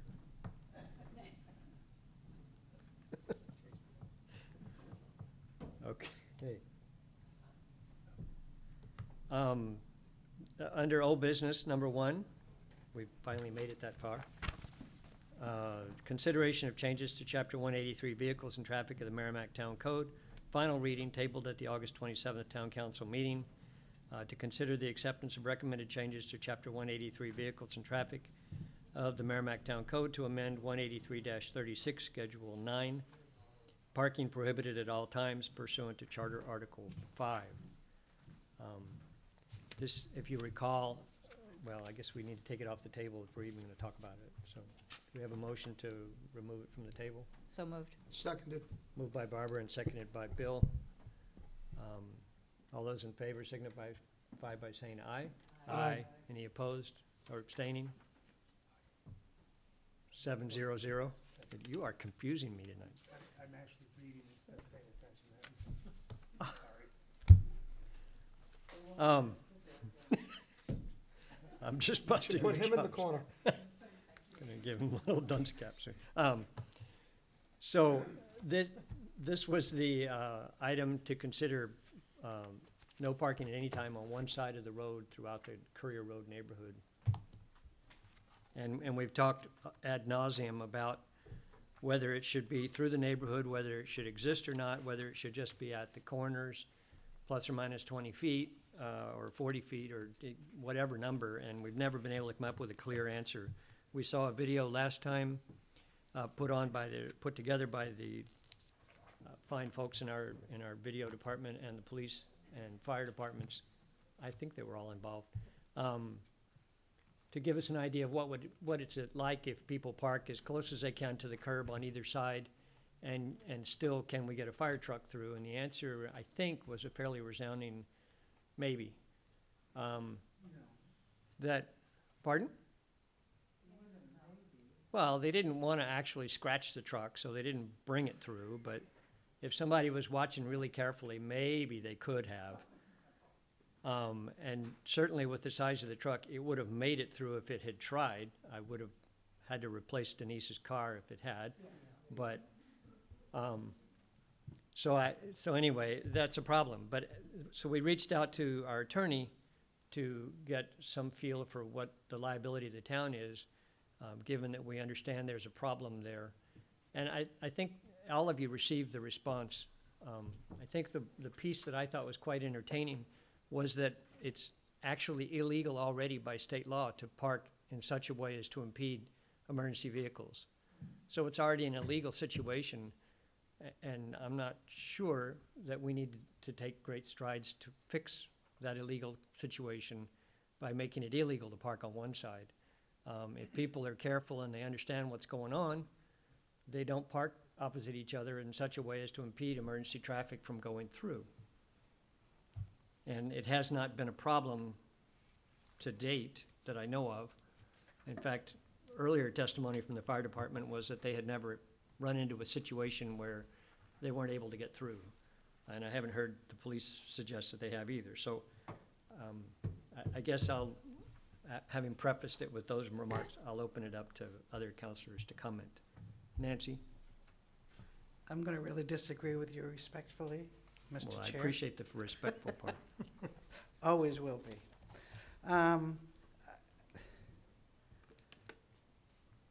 The acknowledgement that it is already illegal because they can't get through doesn't negate our necessity of needing to have one side. I think part of the confusion in the email is that she said the RSA basically covers us if we don't want to do the one side. But she also said, however, I'm not comfortable as your town attorney saying it's okay to ignore a parking issue that is likely to present fire or rescue equipment from getting to homes. So I personally, and I know there's disagreement on the council, the disagreement being that there are other streets that will this open it up? And I don't know the answer to that. But all I can tell you is my opinion is because we do know about these particular streets, and it's been demonstrated to us via video, that as a backup, I feel required to respond to that and do a one side.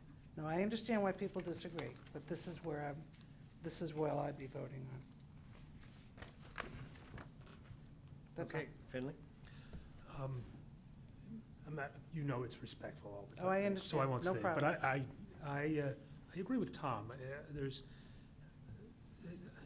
an efficiency in just honoring the law that's already there and not having to put layer after layer of no parking on one side when it is covered in that fashion.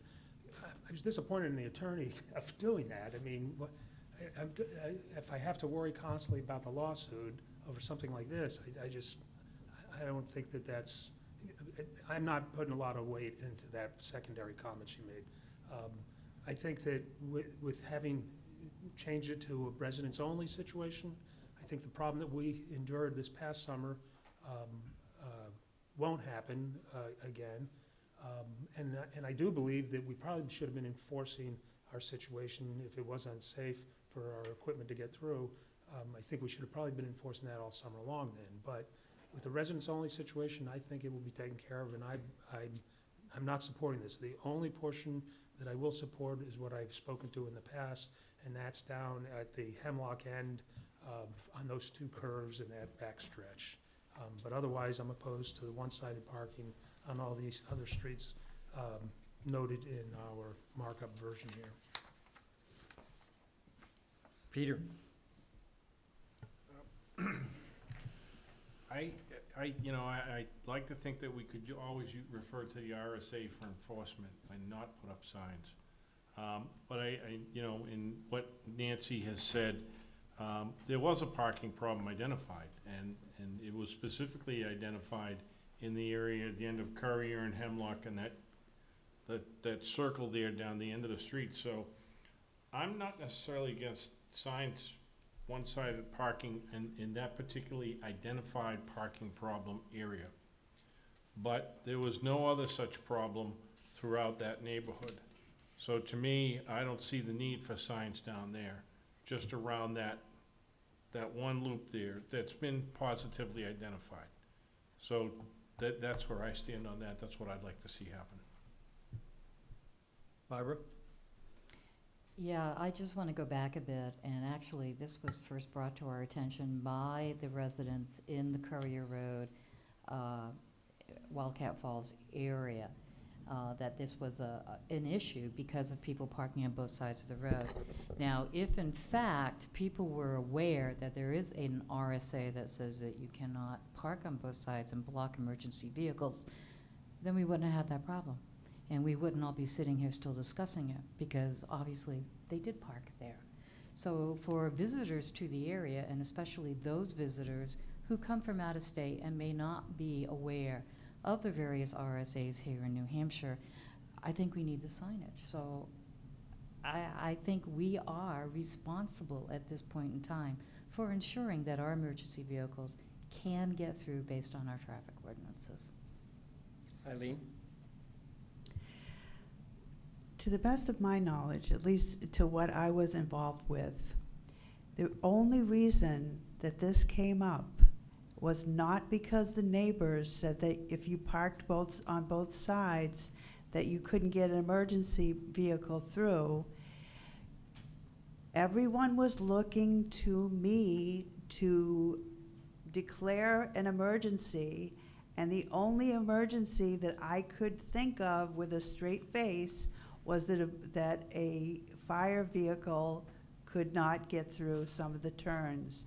And therefore, we could call it an emergency, and we could put temporary parking signs. That's what this was all about. And I wish I'd never mentioned it, because it's taken up hours of your life. I agree with Nancy and Barbara in that when you know something, you should acknowledge it. But to my knowledge, that was not one of the problems, really. In reality, was that people were parking on both sides of the road, to the best of my knowledge. I'm looking at you, Chief Duke. To the best of my knowledge, and speaking with the police, that they did not witness parking on both sides of the road, and any time that they did was investigated, so. Right, so that was not a real issue. It was, I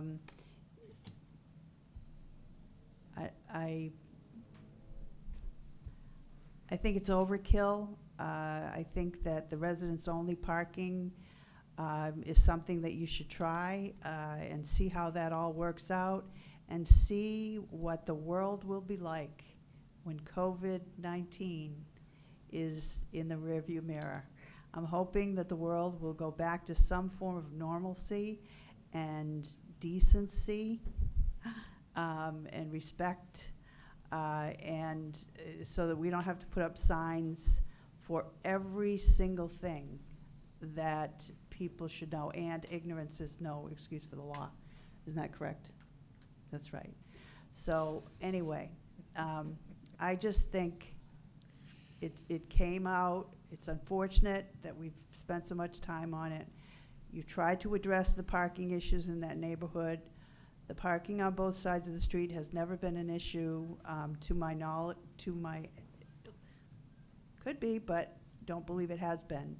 And the fire chief has said on numerous occasions that they get to where they need to be when they need to be there. And what that means, I'm not really sure, but I trust him that happens, right? He will take the water tank on his back and run on down the street. I heard it. I actually heard you say that. I heard it tonight. Yeah. See? So, anyway. Maybe it was a female voice saying it, but that's okay. Thank you. Anybody else have any comments? So again, I'm not comfortable moving it forward for a lot of reasons.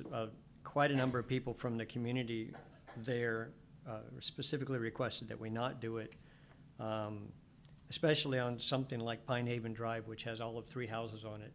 To restrict parking to one side only seems like a complete and utter waste of effort and energy on our time. If we were concerned about people driving over and parking on Pine Haven Drive so they could walk over into Wildcat Falls, I guess that would be something, but we've already implemented the resident-only parking from May 15th to September 15th ordinance, which we haven't put signs up for, and we won't until next spring. But that I think is a step in the right direction to try and minimize the parking problems on the street there. And the neighbors have testified here in our meetings that People having parties on both sides of the street and therefore lots of parking at their houses has never happened, or people will understand and be more respectful of the situation, at least the neighbors that live there. So I'm not convinced that there is a major issue that we need to fix at this point. Eileen? And just one more thing. I think that some of these actions that are being taken will need to be revisited in the spring when things hopefully, as I said, go back to some form of normalcy. Just because you let this elapse or you vote it down right now does not mean that you can't say, okay, in the spring, we'll bring this up again and we'll talk to the neighbors, or in the summer, or, you know, whatever it is.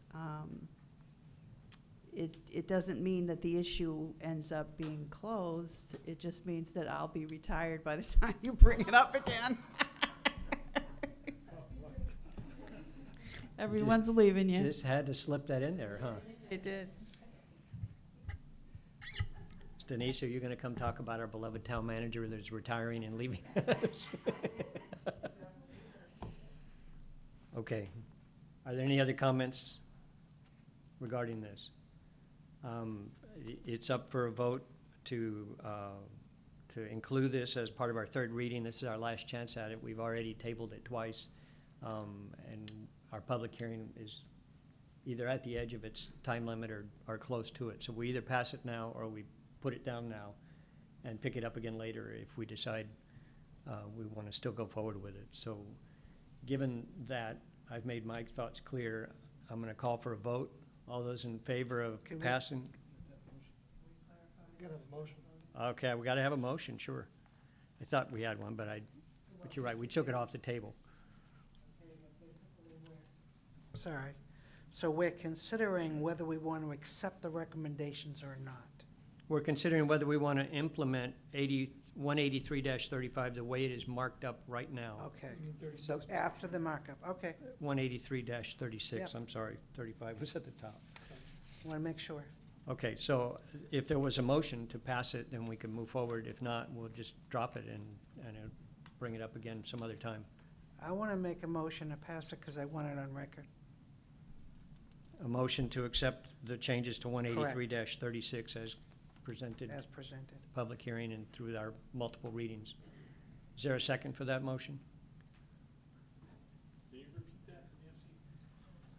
I want to be able to vote on it because I want it on record what the vote is, even if it gets defeated.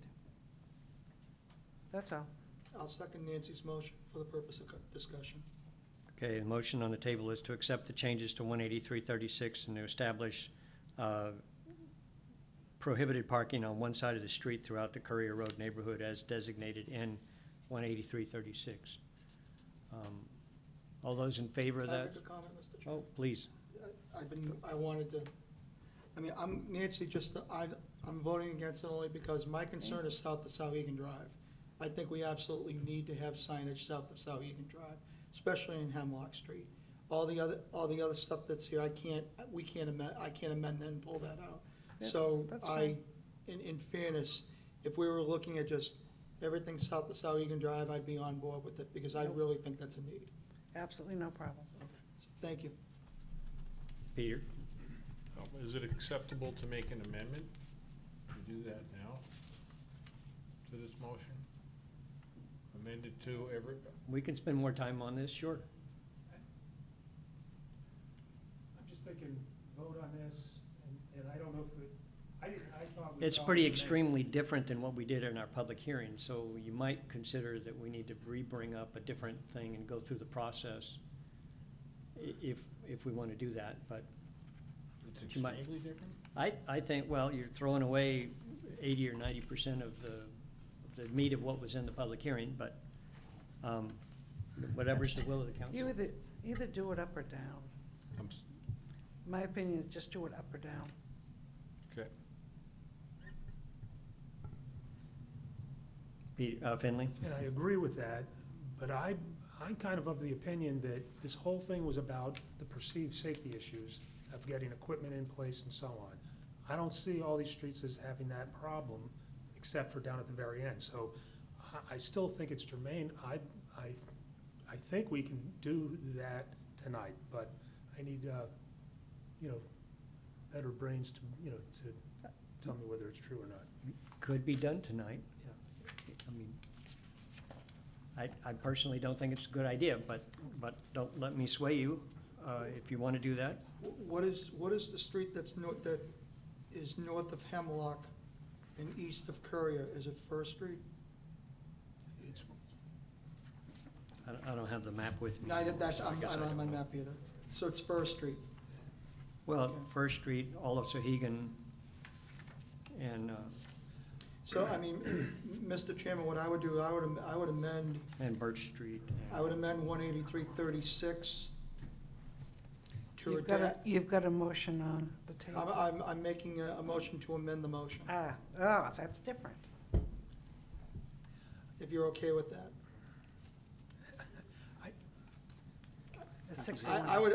I'm making a motion to amend the motion to redact Birch, Courier, Pine Haven, Souhegan, and Tiffany. And Fir. No, Not Fir Fir is is part of staying, that. Hemlock Street is staying, and Courier Road would be amended to read south of Souhegan Drive.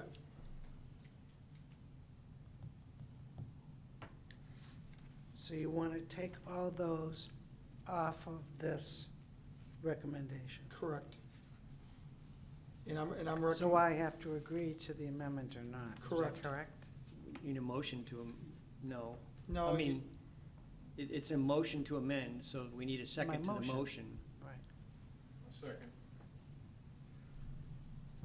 Okay, you want to speak to the, I think I've just said it, Mr. Chairman. I think that, to me, the issue is the streets south of Souhegan Drive. I think that's where the real need is.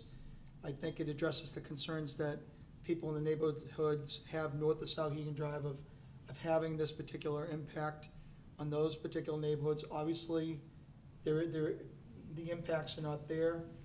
Based on the testimony that has been given to us, everything is coming south from Courier Drive, negotiating that left-hand turn onto Hemlock and doing the complete 360 to head north back up Courier. So that's the genesis behind my amendment to Council Harrington's motion. can you repeat the names of the streets here? Absolutely. Basically, we're keeping Fir, we're keeping Hemlock, and we're amending Courier Road on the location. We're saying south of Souhegan Drive.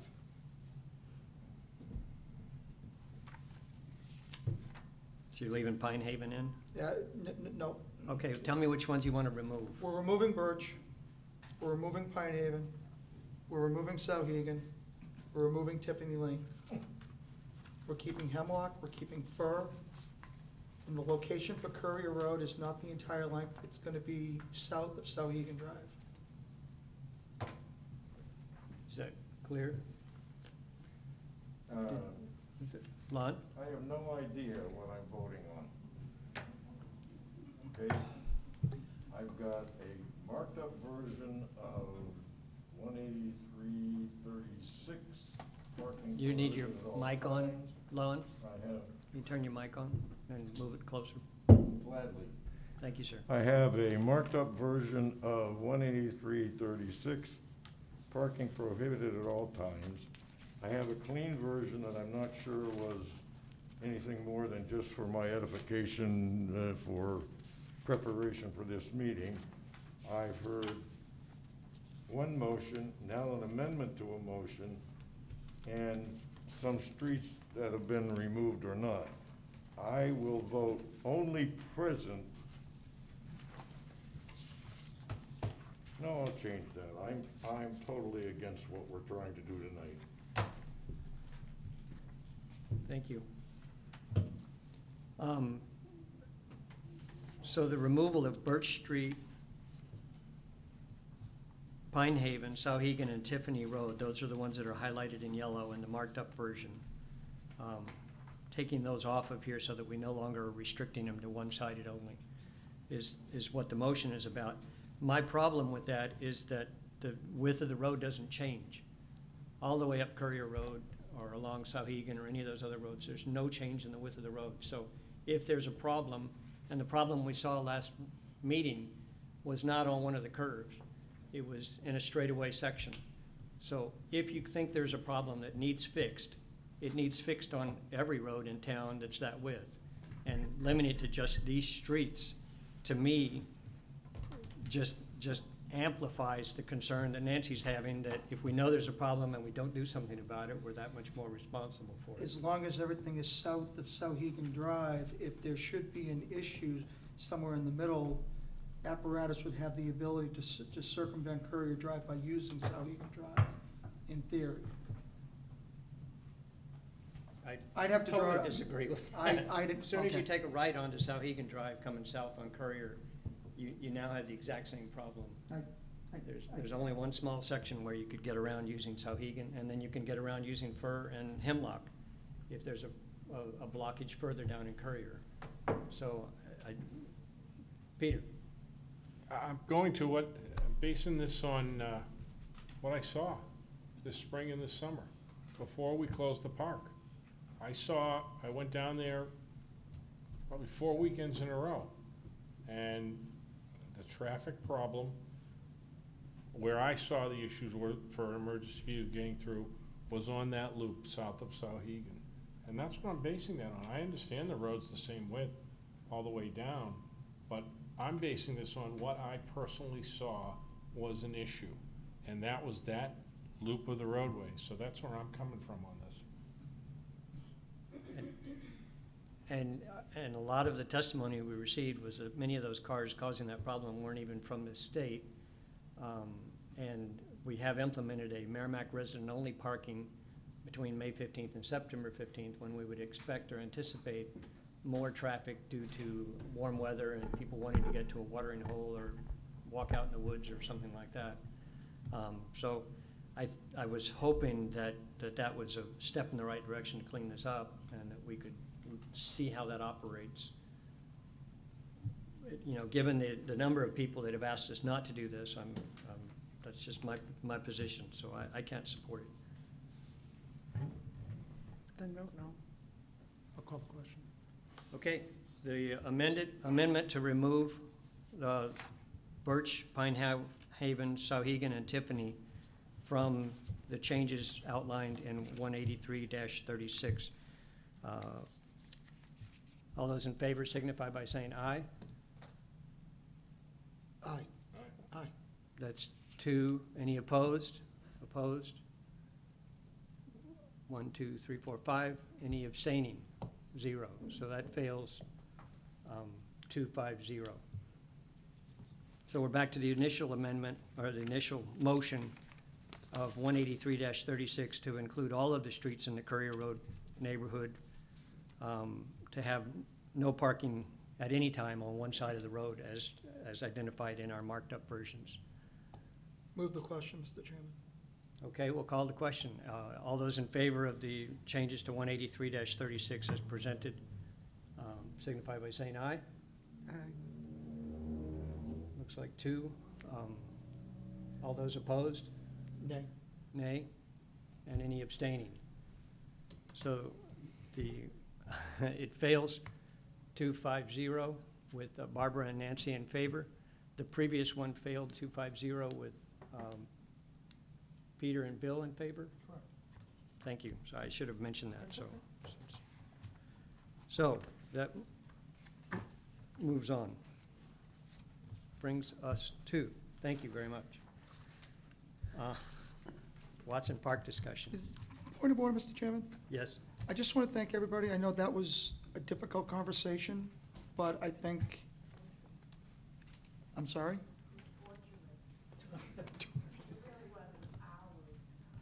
Well, I just want to say, I do feel it was an important exercise, and that, thank you. I appreciate everybody's time and effort on this, so thank you. Including to Eileen and Paul, thank you. And public safety, thank you. Thank you, Mr. Chairman. Okay. Moving on, brings us to number 2 under old business, Watson Park discussion, submitted by Town Councilor Nancy Harrington. the town council to discuss and consider establishing a fence border at Watson Park. Nancy, do you want to grab that Yes. one and run with it? Yes, please. First of all, it seems like there's going to be two parts.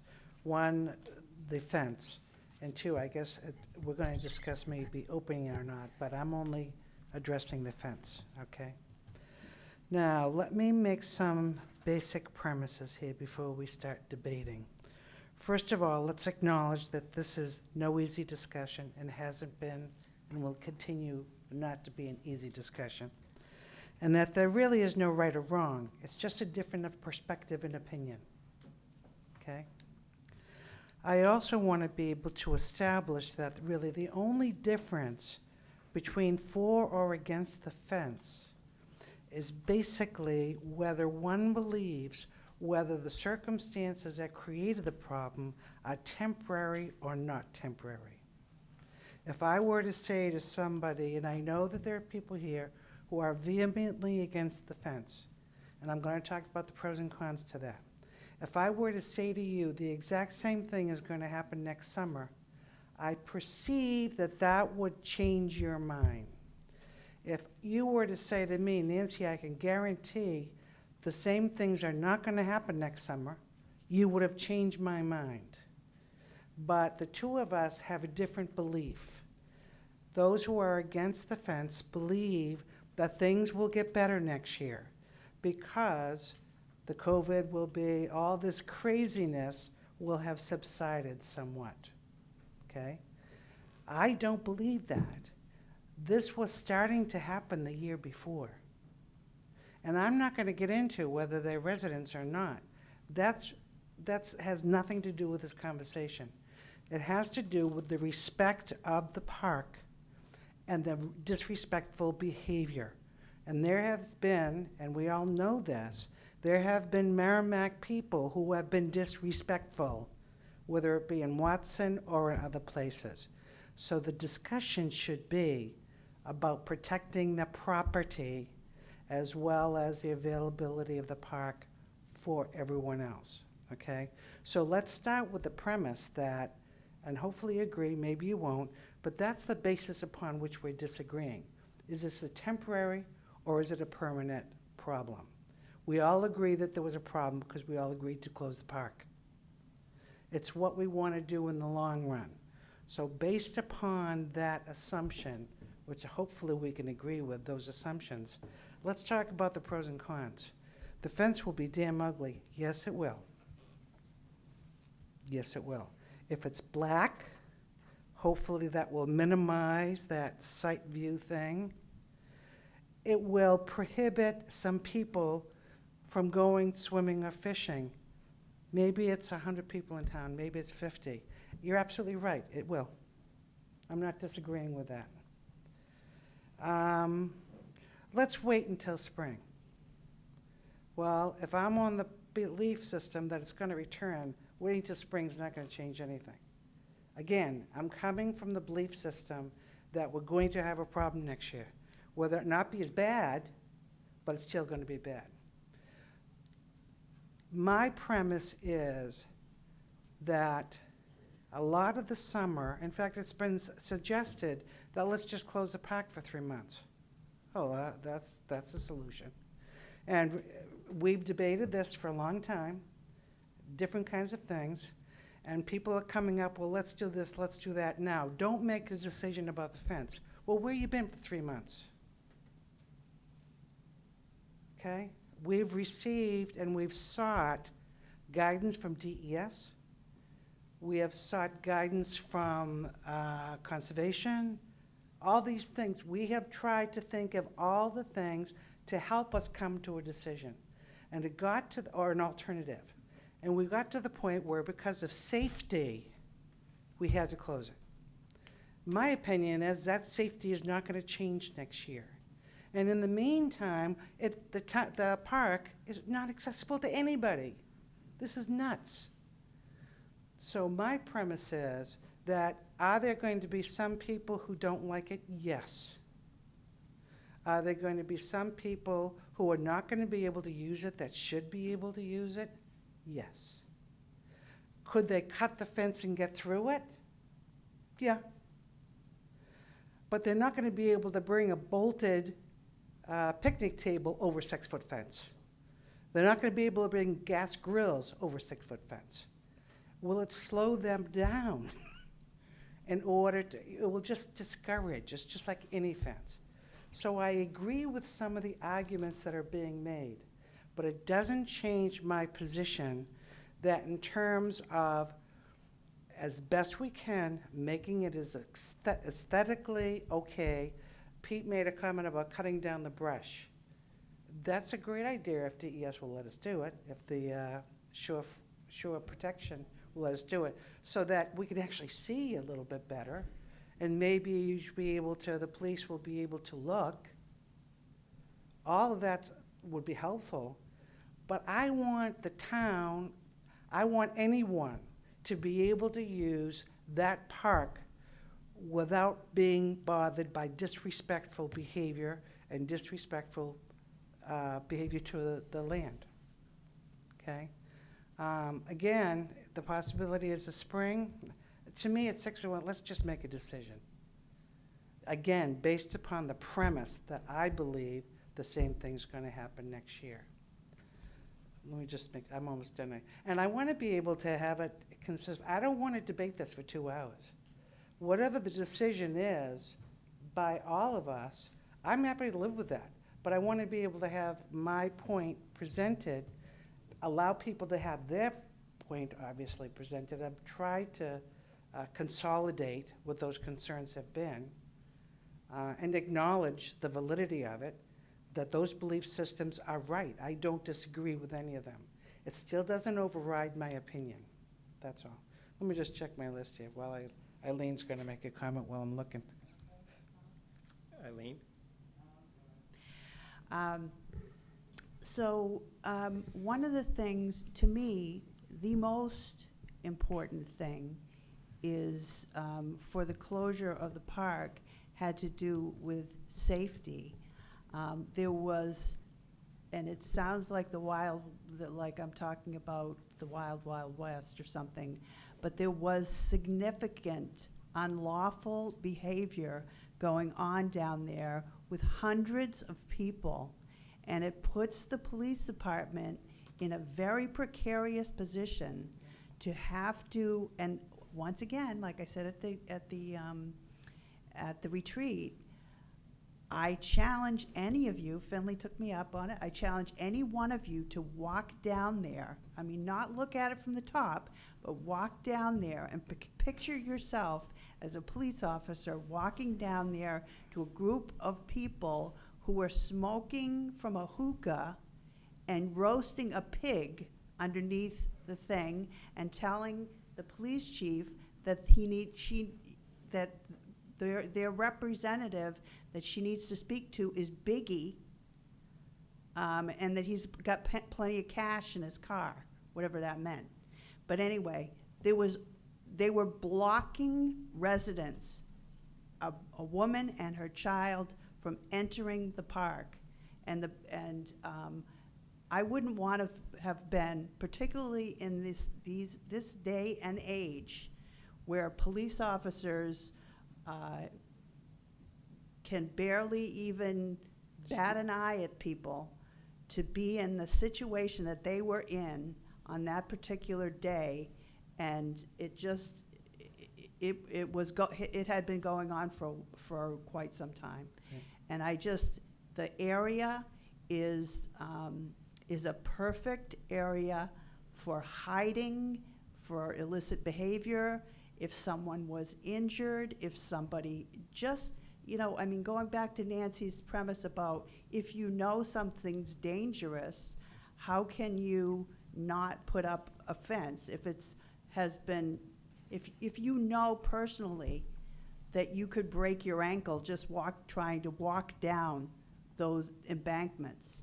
By not putting up a fence, you've basically said to the public, yes, go down there at your own risk. And yeah. We've said that already. We have a sign up there that says And, Swim at your own do you know- risk. and do you know how much that means? Nothing. It doesn't mean a thing. So, so anyway, obviously you know my opinion. We discussed it, which I Well, see, bear that's one of the no- things I wanted to bring up. This was discussed during the retreat. Yes, and But you we- collectively, We decided to bring it here to make sure that the public, even though it was an open meeting, there's no one there.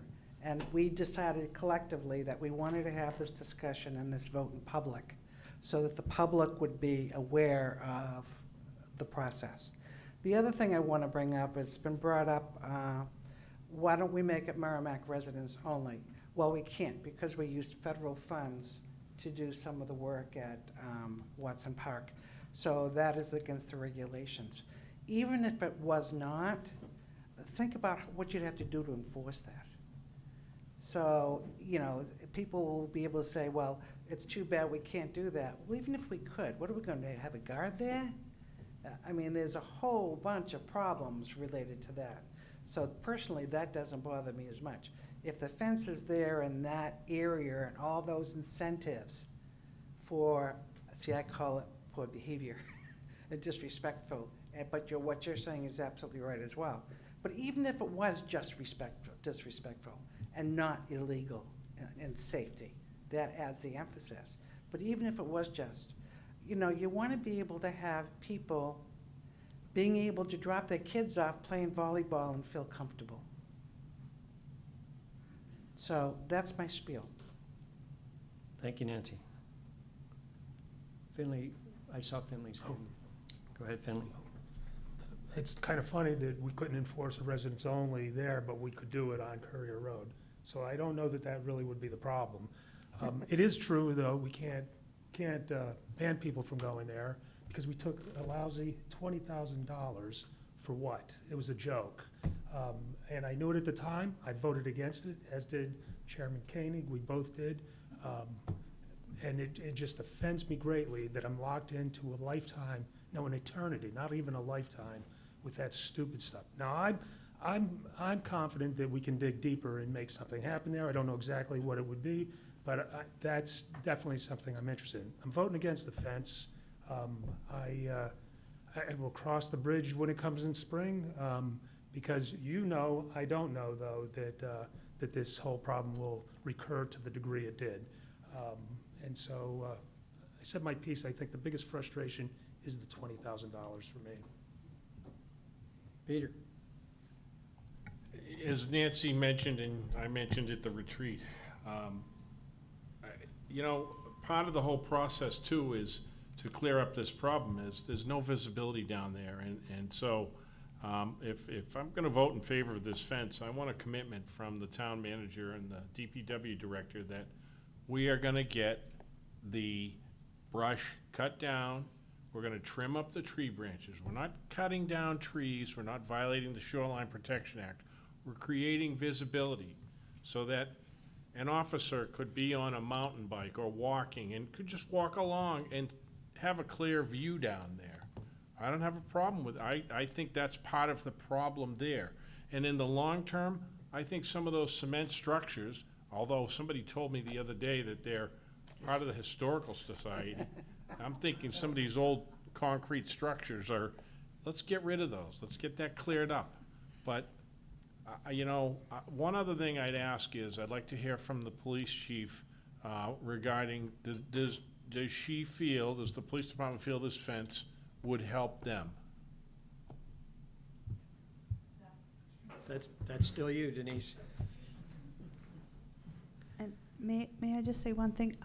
Before I forget, after Denise speaks, could we have Kyle, because I asked him to to look into the whole cutting down of brushes, because I knew that you would bring it up, so I'd just like him to be able to address that for you, Peter. Thank you. The phone is in the way. So, yes, my short answer is yes, I do think the fence would be appropriate. I was there that night that Eileen is talking about, and listen, the last thing I want to do is prevent anybody from having fun. It's a great area down there. People enjoy it. But when I went down there, first of all, I was the person Eileen was talking about. I can't navigate that hill. I don't know what's because I'm older or what, but it's pretty difficult to get down there. But I finally did make my way when the younger officers were actually down there first. And, you know, even if they could just simply see down there if the brush was cut, it wouldn't have mattered. There were so many people. There were 3 of us. We were surrounded by people. They charged at one of the officers when we had to take somebody into custody. So it's just, and I agree with Nancy that it did start last year. It wasn't to this extent, obviously, but it did start last year. So I'm not sure. I don't think this part is not gonna go away. People know about it now. People are gonna come. So I think a fence would prevent the people who gather there like they have been from coming. I think people, especially the people in this town, should be able to enjoy the park as it was meant to be enjoyed. I just think the water feature was not part of it, and that putting a fence up will, yes, people will absolutely cut through the fence. They will do something, but it's certainly, if we see somebody down there, it's easily recognizable for us if the fence is there, knowing that they shouldn't be down there. So I guess, yes, I do think the fence will help. Thank you. Kyle? Thank you.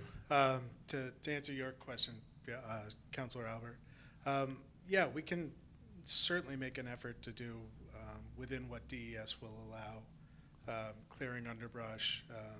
You know, that's probably not a problem. I guess looking forward, one consideration I would offer is I provided a memo to each of you tonight, and if you look at the picture of the existing fence that's along the southern portion of the park, which is what we would look to implement, you can see that a lot of the back growth behind it actually grew into the fence, and it actually helps disguise it, which, you know, is a consideration as well. I know we want to put a vinyl fence if we're going to do something in a dark color to make it less, you know, looking like a fence. And so that's just one consideration, but, you know, it's certainly something we can do. So you qualified that statement by saying within the bounds of what DES will let us do.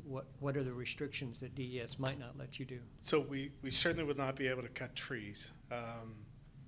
Clearing minor brush, some tree limbs, that is all stuff that we could do. Do you consider that minor brush back behind the gazebo and stuff like that?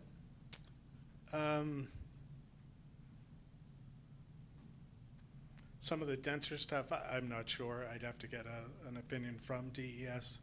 I was thinking, when Eileen asked me the question, I was thinking more of the area near where people are accessing, where it's more treed and just little scrub brush kind of stuff. The dense area over by where you're speaking of, that is quite a bit thicker through there. I don't think shoreland would prevent us to do that because the shoreland program treats cover based on a point system of tree diameter. So I think all of that stuff is small enough that it wouldn't even qualify, but I'd have to double check that. But that stuff there at least is helping to hold that bank and keep any erosion and stuff like that down. It does. We certainly would not pull any roots out because roots are what helps stabilize the bank. One of the fears that I've had with removing the undergrowth, and the fence would actually take this fear away, is once we take the undergrowth away, instead of one big path down, we'd have a whole bunch of paths down because it'd be more accessible to people. Having the fence there eliminates the extra paths down, which causes erosion, further erosion into the river, and just providing a river view, which was the intent of the original Watson Park plan, was to have a river view walkway along the top of bank. There was never talk of a riverscape kind of connection for the Watson Park plan. Wasn't that even in the grant writing, was to have a river view? It was, Did correct. that ever happen? It did not. Oh. Not today. So we accepted 20,000, we lost control of the park, and we didn't do what we thought we were gonna do in the original request. Peter, did you have questions, or? No, Kyle, thank you, you explained it. And I get your reticence about wanting to do this, but, you know, I don't wanna go over what happened before. We were stuck with what we have now. Do I wanna put a fence up? No, it bothers me to put a fence up. I saw the pictures of that master plan of what that park was supposed to look like. And we're not anywhere near it, and for 4 years, I've been talking about, hey, let's start doing stuff. We haven't really, nothing's moved, and now we're gonna put a fence up, and that's not gonna be very picturesque either. Yep, I believe, and when the chief says I think it'll help, I believe that. I think it will help the people going down there. It'll deter some of them, not all of them, but some of them. You know, and right now, from what I've heard from the town manager and the police department, what happened down there, you know, I don't wanna see anybody get hurt, and I don't wanna see, what I see is the potential if we don't do that, and we have to go back down there, I see the potential for a significant, problem, a riot, or something to that effect. And I don't wanna see that. So to me, I'll spend the 25,000, but all I'm asking is, let's create visibility. It has 2 points. Maybe it'll make it a little more picturesque, and maybe it'll create visibility so that the police department can look down over that hill, not have to climb a fence, and can get a view of that whole sandbar area and everything else. That's all. So, I'm done. That's my piece. Thanks. And please don't take me as being argumentative or not agreeing with the idea or the concept, but if we cut some shrubs, how long is that gonna last? Who's gonna maintain cutting those shrubs again some number of months or years later with this fence up and things like that? Is that gonna put another burden on DPW to, I mean, right now, we're letting it kinda go wild and whatnot, and where It's there's gonna rocks, it prevent- doesn't grow. It's Pardon? gonna prevent DPW from having to pick all the junk up. No argument. I don't want the junk there any more than you do. I but- understand, I know. But, you know, we can say, cut down the shrubs, and they can go cut down the shrubs before we put up a fence, but as soon as it grows back, we're back where we were again. And we either have to have somebody go on the other side and try and figure out how to cut down the shrubs and haul that out of there, because you can't throw it in the river. Right? I'd be willing to commit, let's try it once, see how it goes, see what we have by next year for the growth. I'm not Now, asking. I mean, so I agree with that, but trying it once we put up $25,000 with a fence, even though I've had people tell me, but it's not permanent, you could take it down. It's not coming down. The chances of somebody making a decision to take it down because they have no way to prove that we're not gonna have the problem again, I think are remote to none. But anyway, Barbara? I was just going to remind the council that I was the one who reported it last summer. And DPW was hauling those picnic tables back up the embankment last year as well. So the fact is, it's not going away, and we need a long-term solution. And if maybe the Garden Club of Merrimack wants to plant some bushes or like little, boxwood bushes in front of it to make it look better, fine. But we need to do something, or we're not gonna be able to open that up again. And just think, we have ice skating season coming up. So let's do something so we can get this park opened up. Anybody else have any comments? Do I need to make a motion? Somebody needs to make a motion, sure. Okay, let me get my little, I'm not sure how specific I need to be. I mean, I even had 6 feet and all that, and maybe I don't need to do that. I moved to erect a 6-foot black chain link fence or other acceptable fencing. I'm not sure how detailed I have to be. No, that's- On the banks of Watson Park and the Sahuagin River. And Babusik Brook, or, Oh, is it? well, Sorry. Babusik Brook is Sorry, Babusik is Brook. the tributary that comes in there. up to the orange line that Kyle drew goes all the way to the bridge that goes over the Babusik Brook. So it's Babusik Brook. Is that sufficient, or does it need any more? Seconded. I guess it's Is sufficient. that sufficient? Do we have a cost factor for that, or? Not to exceed $26,000 in Kyle's memo? That's a guesstimate, right? Is that a guesstimate, Kyle? It's an estimate based on the pricing we received for the fencing we put in for the impound yard at the new highway facility. Do you think you'll exceed it? It's hard to say with the price of materials. I don't Should think we- Buffer? I don't think I'd put a limit on it. I would just, Yeah, Okay. expected cost of 26,000. With an expected cost and I'd of like this installed this fall. Because, right. Okay. Because if we wait till spring, something's gonna come up and delay it. Let's Something's pull the gonna, ban- I'm sorry, I didn't hear you. If we say let's wait till spring, something will delay it. Let's just pull the bandage. Get it done. That's, what, seeing nobody else, that's why I'm not approving it, because I don't want to rush into this. I want to follow every understand. possible step, and I know some people are taking some other approaches to try and understand just how confident the inability of us to limit the park access and things like that are. I know that people whose job it is to tell us no have told us no. But there's some wondering whether U.S. senators or House of Representatives could exert some force on people to try and get, for $20,000, to get a change to happen. Don't know. Would rather try it than to rush into building the fence. We have, in my opinion, 9 months before this problem's going to come back again. We could open the park today, and I don't think we'd have the problem again, but that's not my call. One Eileen? more thing. So the fence will have a gate where people would descend anyway.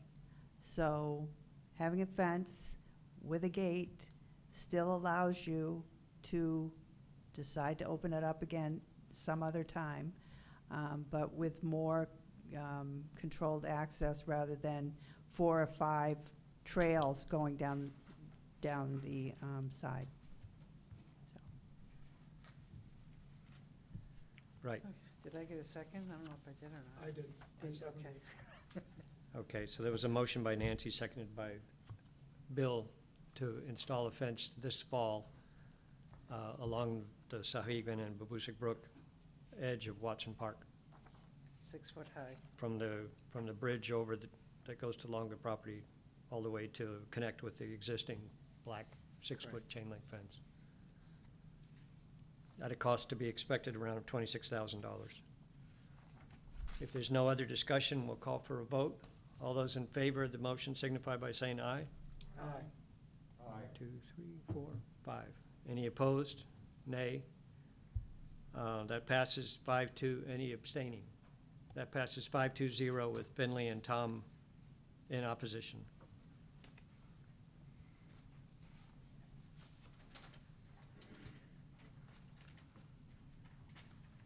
Now do we have to talk about whether we open? Excuse me? Now do we talk about whether we open Watson or not, or a discussion about opening Watson? Well, it's not our call. I thought it was at the discretion of Parks and Rec. I thought so too, Oh, I'm sorry. Well, Eileen? that's what I want to understand. because they closed it. They were the ones that closed it I'm sorry. by emergency town order. order. It Town wasn't you ordinance. guys. Right. So they have gotten together, and Matt and Kyle, and recommended that it open back up again. But being that I'm going to still be here for a while, and I don't want to make you mad, I would like to have your opinion about, I'd like to make a recommendation to you, and I would like you to endorse my recommendation, if you would, please. So what I would like to do, now that the weather has gotten colder, is to open up Watson Park right now. And if you if you wanted some kind of a visible, albeit hideous barrier, we could move that, construction fencing back to Watson Park with a big old sign that says waterfront closed. I don't think I'm not sure there'll be a lot of hot days and everything like that, and I think it's too bad if people can't use it for a prolonged period of time when, I'm not sure when we're gonna be able to get that fence in. Did you say, Kyle?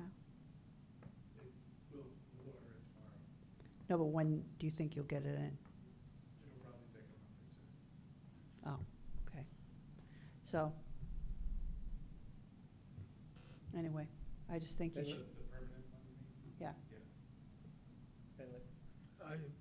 I'd like to move to open Watson Park. Seconded. Okay. Motion was made by Finley and seconded by Bill to open Watson Park. Peter? I'm not in favor of opening it right now. I think maybe give it another week or two. Actually, give it about 2 weeks and then reconsider. Barbara?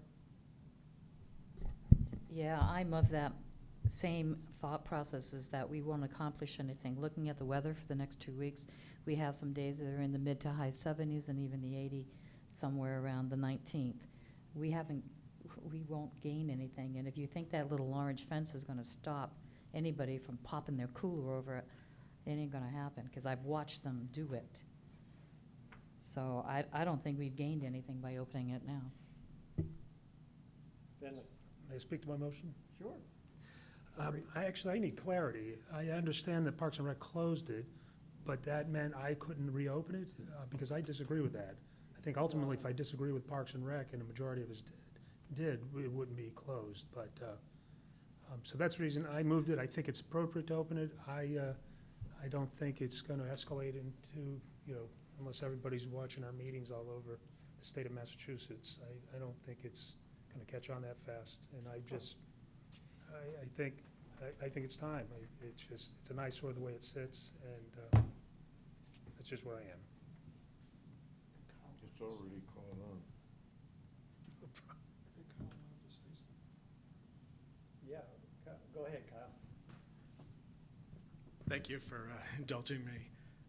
So it was closed by myself and Matt. That's what the charter reads regarding parks. So it was a joint decision with the Parks and Rec Director and the Public Works Director. Matt and I have consulted quite a bit over the past weeks. And for us, we think it's really important to get the park open.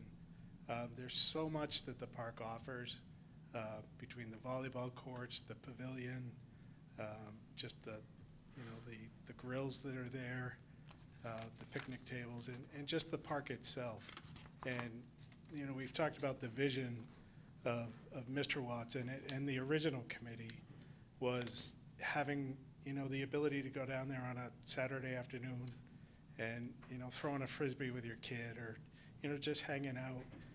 And that's taken away right now. So it's really important for us to get it open as soon as possible. What our recommendation is to open it tomorrow morning, but either with one of two options: either remove the orange fencing altogether, or to move it back to the water line where the permanent fence is going to be. We did consult with Chief Roy, and she was in favor of the concept of moving the fencing back, that would provide enough ability for her and her officers to keep control of anything that did come, because there are going to be some nice weather days. There's no doubt. But above all, the closure of the park, it was done on an emergency basis by us because of what was going on. But we're confident that the tide of that has been stemmed, and that we won't get the flood of people that we had, and that it'll be manageable, and the benefit of people being able to use the park as it is outweighs any risk that we might see the next few weeks. So Thank you. thank you for allowing me to speak. Thanks. Eileen? Peter? Yeah, Kyle, I get what you're saying, and I'd like nothing better than to open this park. I'd like not to have a fence. But we just got done talking about the reason we're putting up a fence is the potential to, and one of the most motivating factors for this is that I'm concerned that we would end up with a riot, okay, down there, and something worse. So, so we open it up tomorrow. And this weekend, we have an 85-degree day. And that plastic fence is not going to keep anybody from going to the water. And so now we're back down there, and the police are down there. It's kind of a moot point now. We just kind of set ourselves up for this. So that's where I'm coming from with the waiting a little longer. I mean, you know, let's wait it out a little longer and let it get colder. But it's like Barbara said, you got next 2 weeks. We know New England, it could be 90 degrees in the next 2 weeks. Eileen? So procedurally, Kyle is right. They opened it, they closed it, they can open it, but you can also close it under your authority. So they get the last word on their order, but you have an emergency ordinance under your own steam that relates to the whole town. So, anyway, I just talked to the chief and the assistant chief, and I kind of now have a different opinion, more like what, Peter's thoughts are and Barbara, which is, I'm thinking it's fall already, but it really isn't. So, I spoke to them, and their opinion is that we should keep it closed until it gets colder. Nancy? Can I make a suggestion? Could we make a decision tonight about a projected date? So we don't have to keep on waiting, and at least everybody has an idea, even if it's 3 weeks from now. Or do you want to wait to see what's going on? Let's, When do you want to open it? like, we could say, 3 weeks from now, pick a date, it will be officially open. I'd like to leave that open-ended personally, right Okay. now. I'd like to leave, sorry, I didn't have my button on. No, that's all right. I'd like to leave that open-ended right now, that's my opinion. Okay. We just have to get the fence up quick. So the motion on the table is to open the park at this point with the orange fence being moved to the riverside, or are you making that stipulation at all? Actually, I'll withdraw the motion if it makes it easier for everyone. I just don't know, I mean, I'm hearing about riots and everything, and Nancy wanted me, to believe that this will not go away next year, and I don't know that I was ready to buy it. But now I'm just up in the air about it, so I think it should be open. I think it should, too. Could go there. Well, Finley, I guess, you kind of make this reference, you hear about riots. I thought that's what you said. I did said, say that. okay. I said the potential because I listened to what I've heard No, I happen appreciate down that. there. I appreciate that. Is that being far-fetched? Because I don't feel like it is. It isn't. It isn't, Peter. I think when it was 95 degrees and the middle of the summer and people really pent up and tired of being where they were, it wasn't that far-fetched. I think it's a little bit more far-fetched personally now than it was then, but I'm not gonna yell fire in a theater either, so. So you withdraw your motion, is that right? No, let's take a vote on it. We'll take the vote. I'm sorry. Did you get a second for it? I thought I did. Bill did, okay. So Finley moved and Bill seconded to open Watson Park. I'll reiterate my question, with the orange fence moved down by the river and keeping the river blocked off Yes. by some means? If there's no other discussion, Can I get an assurance Go that ahead. we're going to have parking barriers on DW Highway? So that the parking lot is meant for the parking lot, and when it's filled, and that then.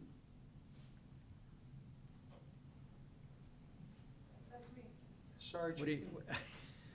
I'm not sure what you, By barriers, do you mean, that would, You had the sawhorses correct, on DW Highway at one Correct. particular point.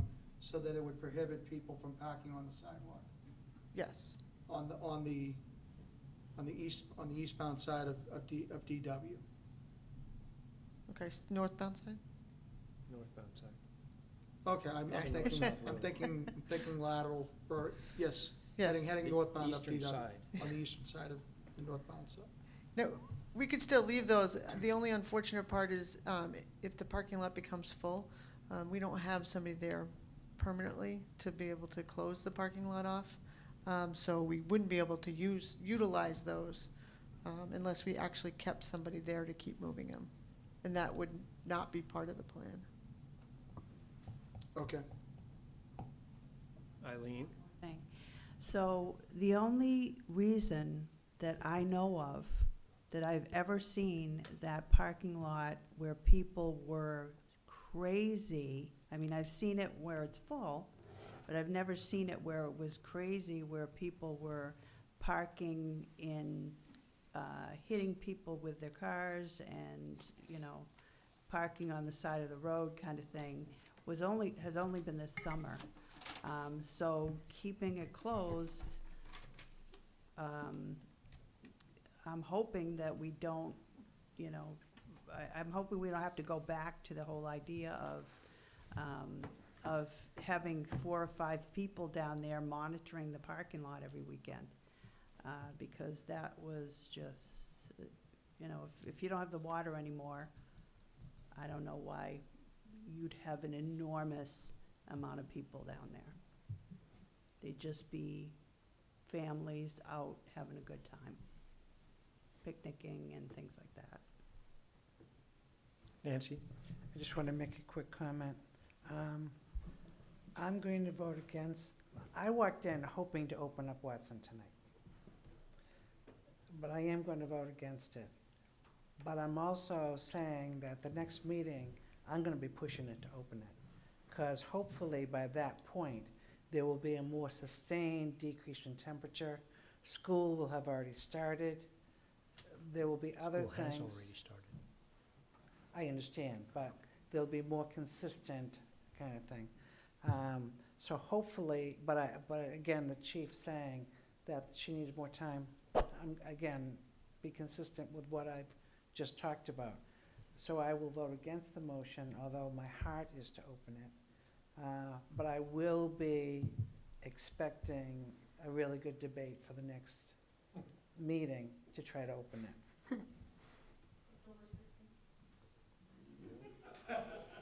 Is that, oh. Is that the What? next? Oh, No, there's a meeting at the end of September. there's another one No. on the 24th. She was trying to, Well, she lost. She funny. will be of that. We have one more shot at you.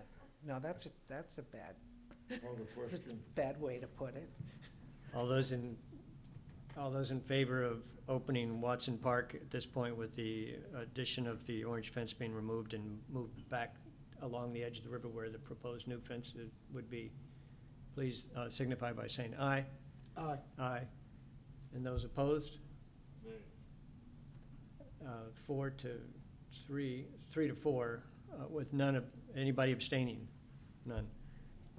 That fails 3 to 4 with Bill Boyd, Tom Koenig, and Finley Rothaus voting in favor, and the rest of the council opposed. Okay? That brings us to an acceptance of a donation for Veterans Park Athletic Field, submitted by Finance Director Paul McCall. Paul, are you still with us? Yeah, I'm still here. Oh my gosh, you've been so quiet. Thank God. The town council to consider the acceptance and expenditure of a donation in the amount of $8,000 from Sweet Ginger Restaurant to be used for the purchase of a scoreboard to be installed in the Veterans Park Athletic Field pursuant to RSA 31:95-B and Charter Article 8-15, submitted by Paul McCallie. Thank you, Mr. Chair. Actually, we have two gentlemen in the audience from the MYA. Rick is the vice president. He's in blue. And John is sitting right next to him. He's the new president of the MYA. They asked me to bring this forward for them because the scoreboard is dead. It's going to cost a lot of money to repair. Sweet Ginger stepped up and she said that they would donate the scoreboard for the town of Merrimack, for the football program at Betts Park, to be installed on a town of Merrimack field, and that's why it's here in front of the council. These gentlemen can talk more about what was going on with the failure at the scoreboard than I can. The other thing is that in dealing with these gentlemen, we talked about potentially, how this is going to look, and that Sweet Ginger portion on the bottom of the sign is removable. So if something happens, or something happens with Sweet Ginger, we can actually remove that out and blank it out as it's there, as is seen. Right now, the scoreboard that's up there actually was probably donated by one of the distributors of Coca-Cola, because it's a Coca-Cola distributing sign up there. So I will be answering any questions that the council may have at this. It's about an $8,000 scoreboard, potentially up to $10,000 to include electricity. Peter? Paul, who pays for the maintenance of this sign once it's up? The town owns it, so we would pay for the maintenance of it.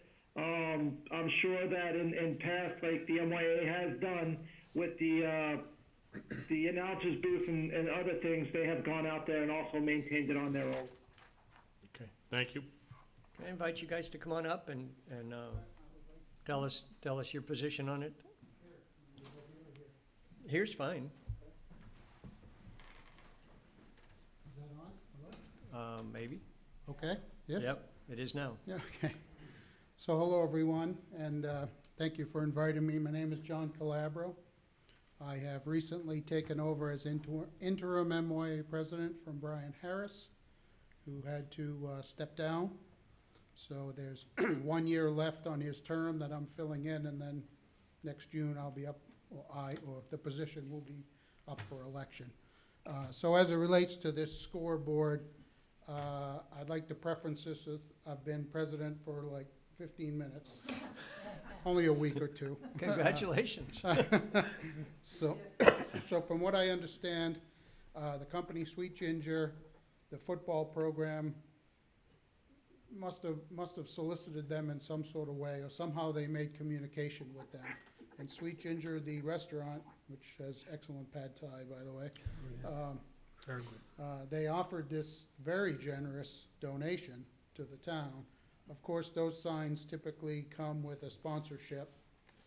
The way they're built, as I understand it, because I just recently bought one for the gyms, is their advertisement sign kind of slides in the bottom, right, and just kind of sits there. An $8,000 donation is certainly substantial to any of the MYA programs. And we feel it would be appropriate to accept that donation, or the town should accept that donation as just an excellent enhancement to Veterans Park. I've heard that the old one is very old. It's a wired system, so then all of a sudden your controller, which Paul said is up in the booth. I don't know a heck of a lot about the football program. I was basketball director for about 4 or 5 years. That they start losing connectivity, and then it doesn't work, and of course it's right in the middle of a game probably, right? You know how that goes. So it seems like a great addition to the field over there. These new ones last a long, long, long time. In terms of maintenance, Peter, you mentioned, MIA certainly, the football program would certainly be a part of that maintenance in a shared sort of way. I can't explain what that is, but I believe the football program and the town have always cooperated quite nicely in terms of stuff like that, right? You mentioned the tower there, right? I've heard they've replaced rotting boards, and they may have even painted it once or twice, I'm not so sure. So thank you for letting me speak, and certainly MYA supports what Paul is bringing forth to you. My guess is Sweet Ginger is doing quite well because they've expanded since they've been in town. And I feel like they're gonna be around a long time. If they have a problem, or they go out of business, or they leave town, we can slide their sign out and no harm done, I believe. They're not asking us to sign any sort of contract or anything with them.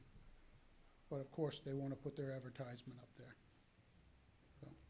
And I guess part of the question is to what length of time? I mean, is for $8,000, do they get to advertise for 10 years or for 1 year or for? The football ever, director, a gentleman named Jerry Marshall, who also just became president of his program, he equates $8,000 to about 16 years of sponsorship. Is that right? So basically kind of forever, if you will.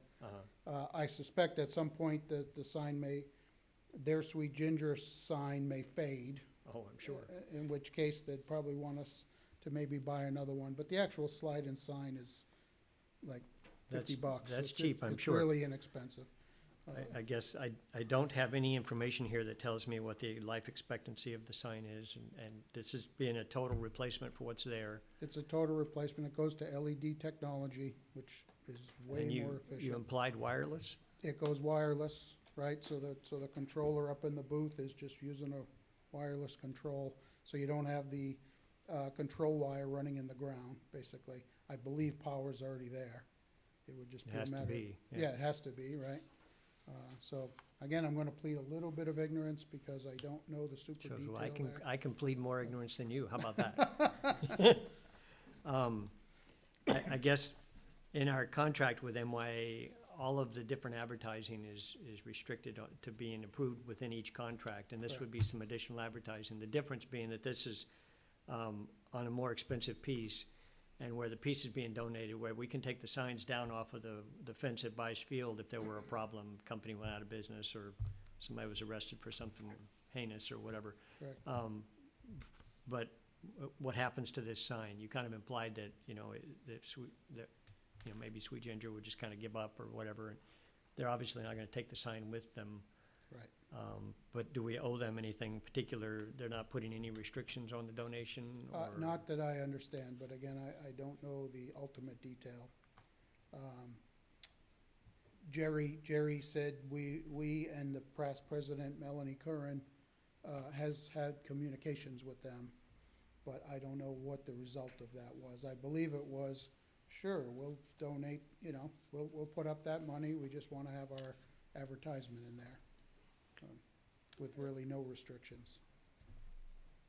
So I Okay. wouldn't envision taking it down unless something happened, No, unless something happened, and that's the part that's kind of sticky, is to understand how do you deal with that. But, Right.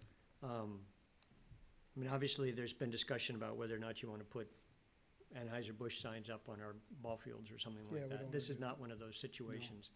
But that's the kind of unintended consequences we need to think about when we're putting advertising around. That's why we have the phraseology in our contract that says the Correct. town has to approve. And if we approve this and anything were to go sour, we'd want to be able to back out of that situation Correct. gracefully. Not sure that we have that wording in there yet, or even No, the we don't. I acknowledgement mean, from Sweet in Ginger, essence, but- in the contract, there's pictures of the signage that is approved. Yeah. And this picture would want to be added in. So far, I added the picture of, the company sends you a graphic of what it will look like, right? So I can Yeah. cut and paste that picture in. Once the thing ultimately gets installed, we'll take a picture and, replace the graphic with the actual picture, I guess. Yeah. Would be the plan for the agreement going forward. Okay, thanks. Did anybody else have any questions, or? Seeing none? Do we want to have a motion to accept this this donation and include it Seconded. in the contract? I guess we're implying that we'll include it in the contract with MYA as part of the advertising by this motion? Correct. In the Right. contract, there's a Shows section, and pic- he just shows- talked about putting it in there. I just wanted to make sure that you understood that this motion would be implying that it's going in there. So the motion was made by Nancy, seconded by Bill, to accept the contribution of $8,000, the donation of $8,000 towards a sign from Sweet Ginger Restaurant to be used to purchase a scoreboard to be installed at Veterans Park Athletic Field pursuant to RSA 3195. And could we send a letter to Sweet Ginger thanking them for partnering with the MYA in such a positive manner? Yeah, I was thinking that line, Bill, but I'm thinking an $8,000 donation is worthy of a plaque, or appreciation or something. I don't know if the MOA covers that, or, you know, does your own plaque, but. We can cooperate there. Again, I'm gonna plead ignorance that I don't have a lot of information. Yeah, no, but I mean, for us, it's, I think somebody makes a donation that big to the community. Oh, it's significant, I agree with you, Peter. Right. Okay. So the motion at the moment is to accept the donation for the sign, right? And to have included in the contract. And have it included in the contract. If there are no other comments, I take your comments, we should send them a letter at least, and we'll look into the plaque Yep. situation. Okay, thank you, Mr. Chairman. All those in favor signify by saying aye. Aye. Any opposed or abstaining? That passes 7-0-0. Great. Thanks for all that effort and maintaining that field. Excellent, thank you.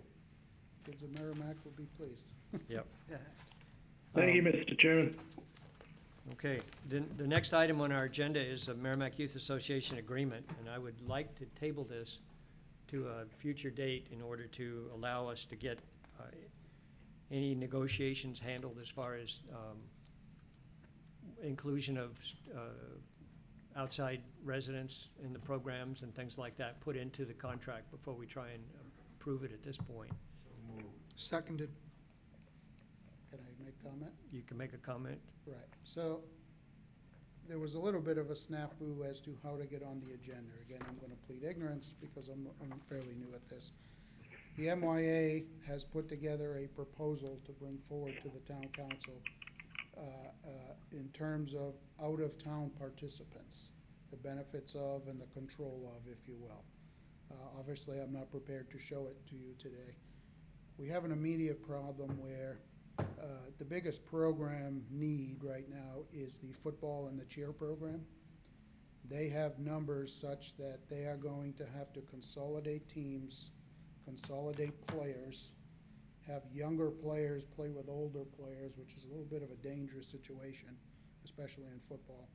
And very similar to the cheerleading teams, it's been explained to me that when a 9-year-old and a 13-year-old are kind of on the same team, there can be kind of some inappropriate conversations that the 13-year-olds have, that the 9-year-olds probably shouldn't be privy to, if you will. So I would like to ask you folks to be allowed to allow the football players to start some out-of-town participants as a trial. We are planning to propose in the agreement that it be a 1-year agreement with this out-of-town participant piece in it for 3 of the programs only to start for 1 year, kind of a trial basis, if you will. Football and cheer is one, they have a dire need. Wrestling, it's a winter sport and an in-gym sport, so who knows if that'll even go. But they have a dire need because, again, they have a need to not only match up age, but weight and size. So again, kids don't get hurt and they have proper practice scenarios.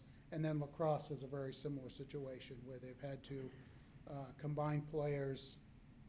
You know, the older players hate it because they're playing with kids that aren't as good, and the younger players hate it because they're getting beat up and, you know, maybe even not the appropriate amount of play time, if you will, because they're not the better players, if you will. So by allowing lacrosse some need for out-of-town participants, they're only talking maybe 20. They can more even out their teams and help the competitive nature and kind of keep the kids where they belong versus having to move them up or down. So those are the 3 programs we would like to start with, suggested for a 1-year period and then see how it goes. So the thought would be up the agreement for 1 year versus a 3-year agreement. use that as a trial period, and then next year, you know, update the agreement to include basically all the programs and feel comfortable going forward. At that point, you could kind of go into a 3-year agreement. So that, Okay. I'm sorry, what did you say? Okay. Eileen? Okay, could be wrong, but I don't think it's really the town council's call as to whether or not children from other areas come to the MYA. The MYA has a board, they have a charter, they have a articles of incorporation, 501c status and all that kind of thing that they need to look into as to whether or not they're meeting their obligations from a legal perspective and a tax perspective, and all those kinds of things. What the council really should be looking at is the donations that you have brought forward being properly used, which basically, so again, John, I don't mean any disrespect to you at all, but I did just get this information yesterday, and that's kind of not how we operate. It's, you know, a financial analysis, which probably wouldn't have been that tough to do, should have been done where we'd say, okay, if they pay $50, if we supplement them by X dollars, and that really should be your only, in my opinion, that should be your only concern, is that the money that you're contributing is not somehow accruing to the benefit of out-of-town residents. So that's my thoughts on that. Granted. So, having heard that, and not having it in the contract, not understanding where all this goes out, I think we need to let that be negotiated, not here at a town council meeting. So I appreciate your input very much. Okay. So we have a motion to table on the table, which typically is non-debatable, but sometimes the chair goes with his own rules. All those in favor signify by saying aye. Aye. Any opposed or abstaining? So that passes 7-0-0. So table this till, yes? Yes? Table to a date certain? Well, you want to offer a date certain? Yeah, do you want it on the next meeting or the first one in October? October. I agree. Sounds like Okay. first one in October. I don't know.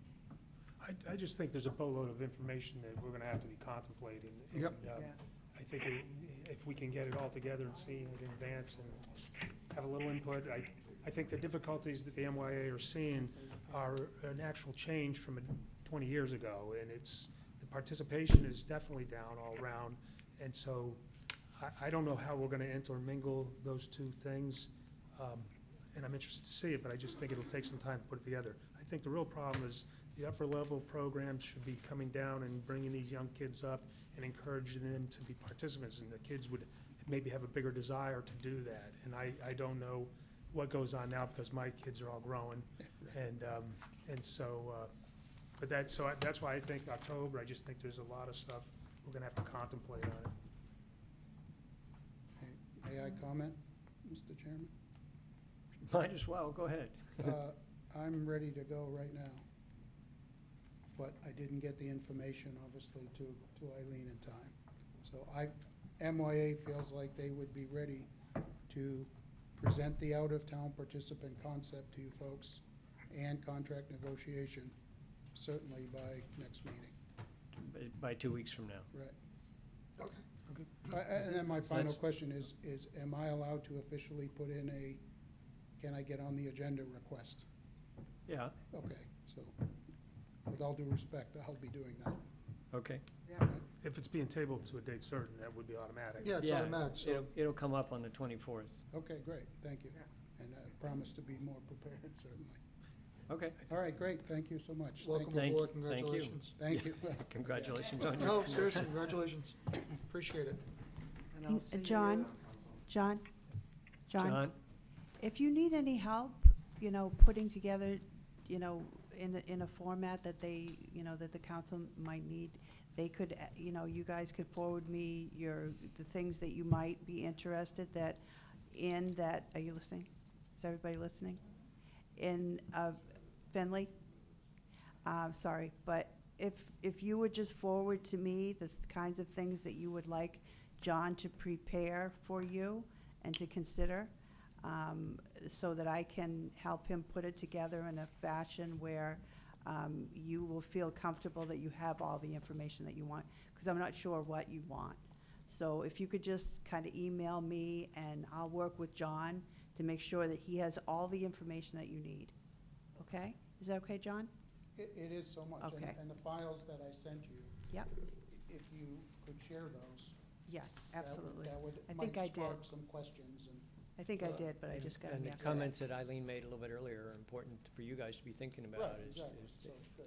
the All right, impact good, of our thank you, funding. thank you so much. And just to let you know, the MYA has changed their meetings from the second Thursday every month to the second Tuesday, so I can attend. Oh, well, that's nice. So thank you. Right. I appreciate Yeah, that. we've been talking about that for a long time, Yeah. but makes sense. Yeah. Great, thank you all, Thank good you. night. Okay, thanks. Which brings us to number 4, the acceptance of a donut, no, that's the one we just did. Dedication. To number 6, since we just tabled that one, to September 24th, right? Correct. Yes. Number 6, undedication of a former Jeb Road right-of-way submitted by attorney Patricia Pensioco, or close. The town council to review and consider a proposed motion requesting that the town of Merrimack release the former Jeb Road right-of-way. Eileen?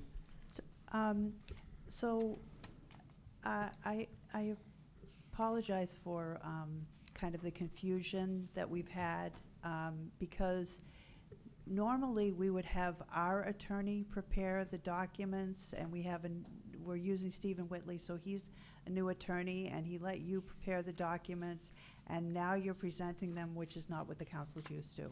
So we understand them, Don and I have gone over them, and we understand them. Our attorney has approved them, but I think they'd like to hear from Dawn first, because she has pictures and stuff like that, and then you can add whatever you want. So we agree with everything that you want, but I think that since Okay. our attorney isn't here representing us, we should have our employee make the presentation. Is that okay, Tom? Yes. Is that okay? That's okay. Do you mind? You're okay? Oh, thank you. Thank you. Yeah, I 'cause wanted we're- Dawn to be able to come and show us specifically what we're dealing with, because your motion has a lot of great legal words in it, but it doesn't give much of an idea of what exactly we're dealing with. And since we are televising, and this is a public meeting, I wanted to make sure the public's aware of what we're being asked for. And I slipped my mind. Sorry. Well, I think it'll become pretty clear to you. I think so too, yeah, because I one- think we've seen this before, but. Yes, we have. But not only that, But it is public. But what I'm saying is that the document relates back, I don't know, I get a frog if Do you need some throat. water? Yeah, I The think we're out. document relates back to maps and lot numbers. So when you look at, for instance, 6, 7, and 8, you'll see that they're undedicating one piece of one little strip between between two pieces of The lake and property. the lake road. So I have copies for those of you that don't, that I didn't hand out. So you can get this big one, Bill? I did not, thank you. Thank you. These are two different parcels. Right. These are two different parcels. Split by the road. You have one, right? Nancy? Yes, I have. Big one?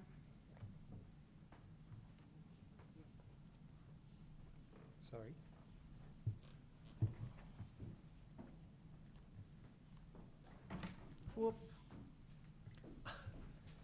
Don't take her out in her last 9 months.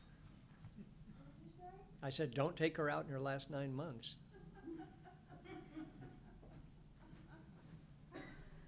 the countdown on me. Well, since you hurried up the clock on Denise, I figured. Don, did you have, can you help us understand what we're talking about here? Sure. Let me give you just a brief where we're at in Okay, town. that's a We're up great at the idea. northwest corner off of Babusik Lake. The town line with Amherst is just to the north. This is Babusik Lake Road down through here. This road coming down through here is Jeb Road. North Jeb Road comes off and goes around the lake to the west. We also have, there's a Langer Way, which is a private drive that comes down and services two houses down in this area here. So how do I get rid of this thing?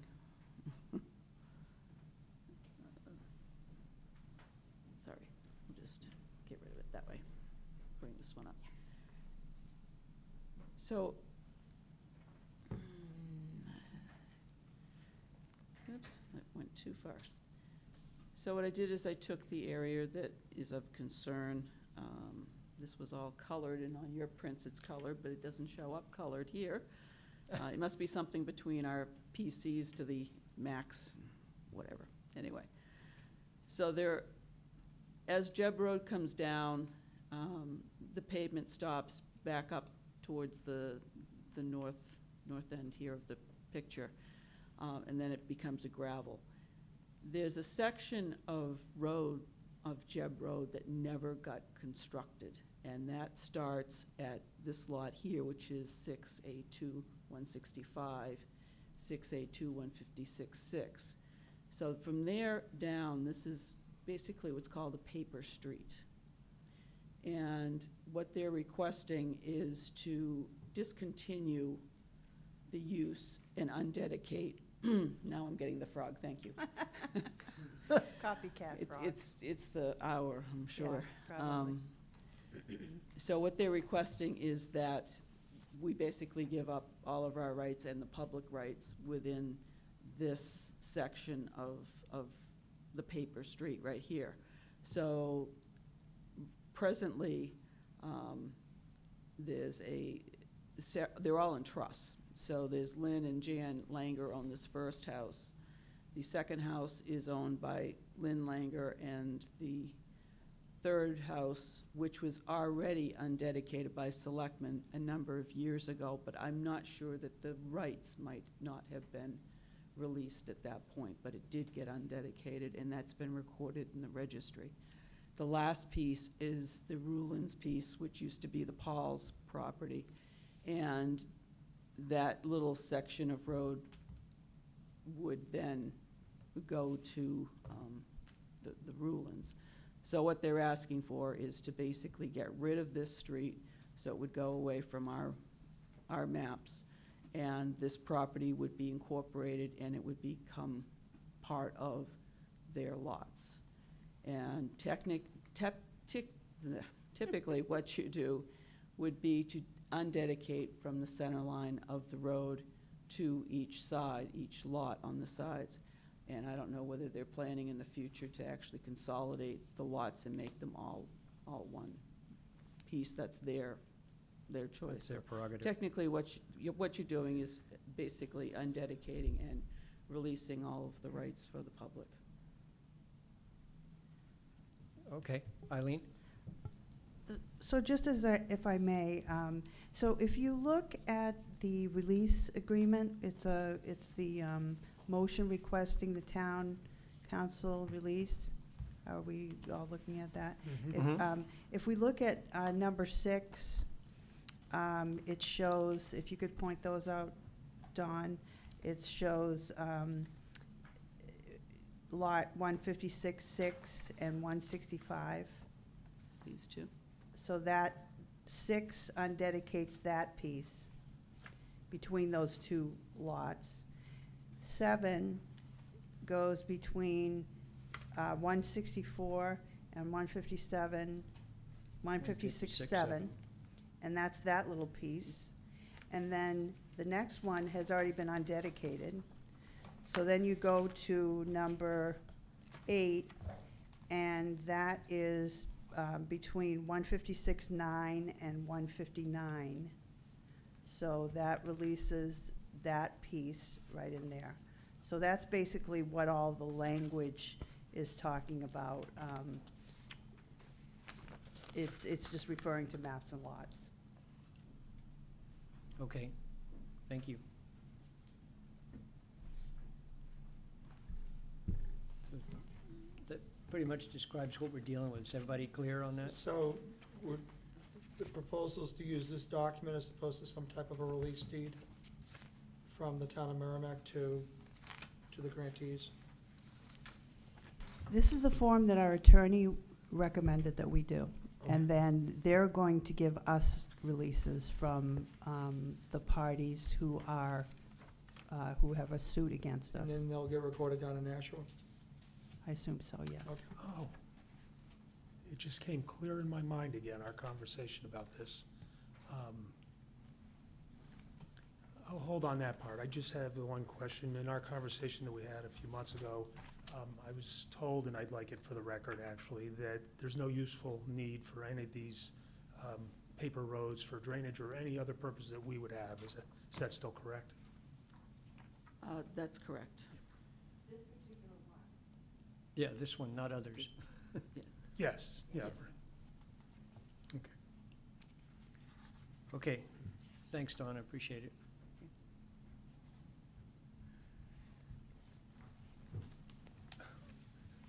It just all came clear.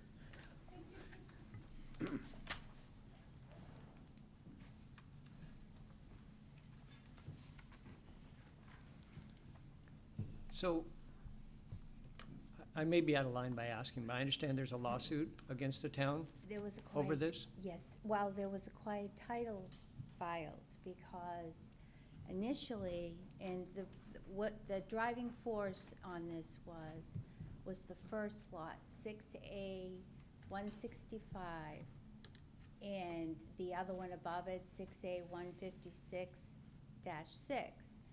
And it's strictly limited to the request of extinguishing the paper street, which is fairly routine in most municipalities.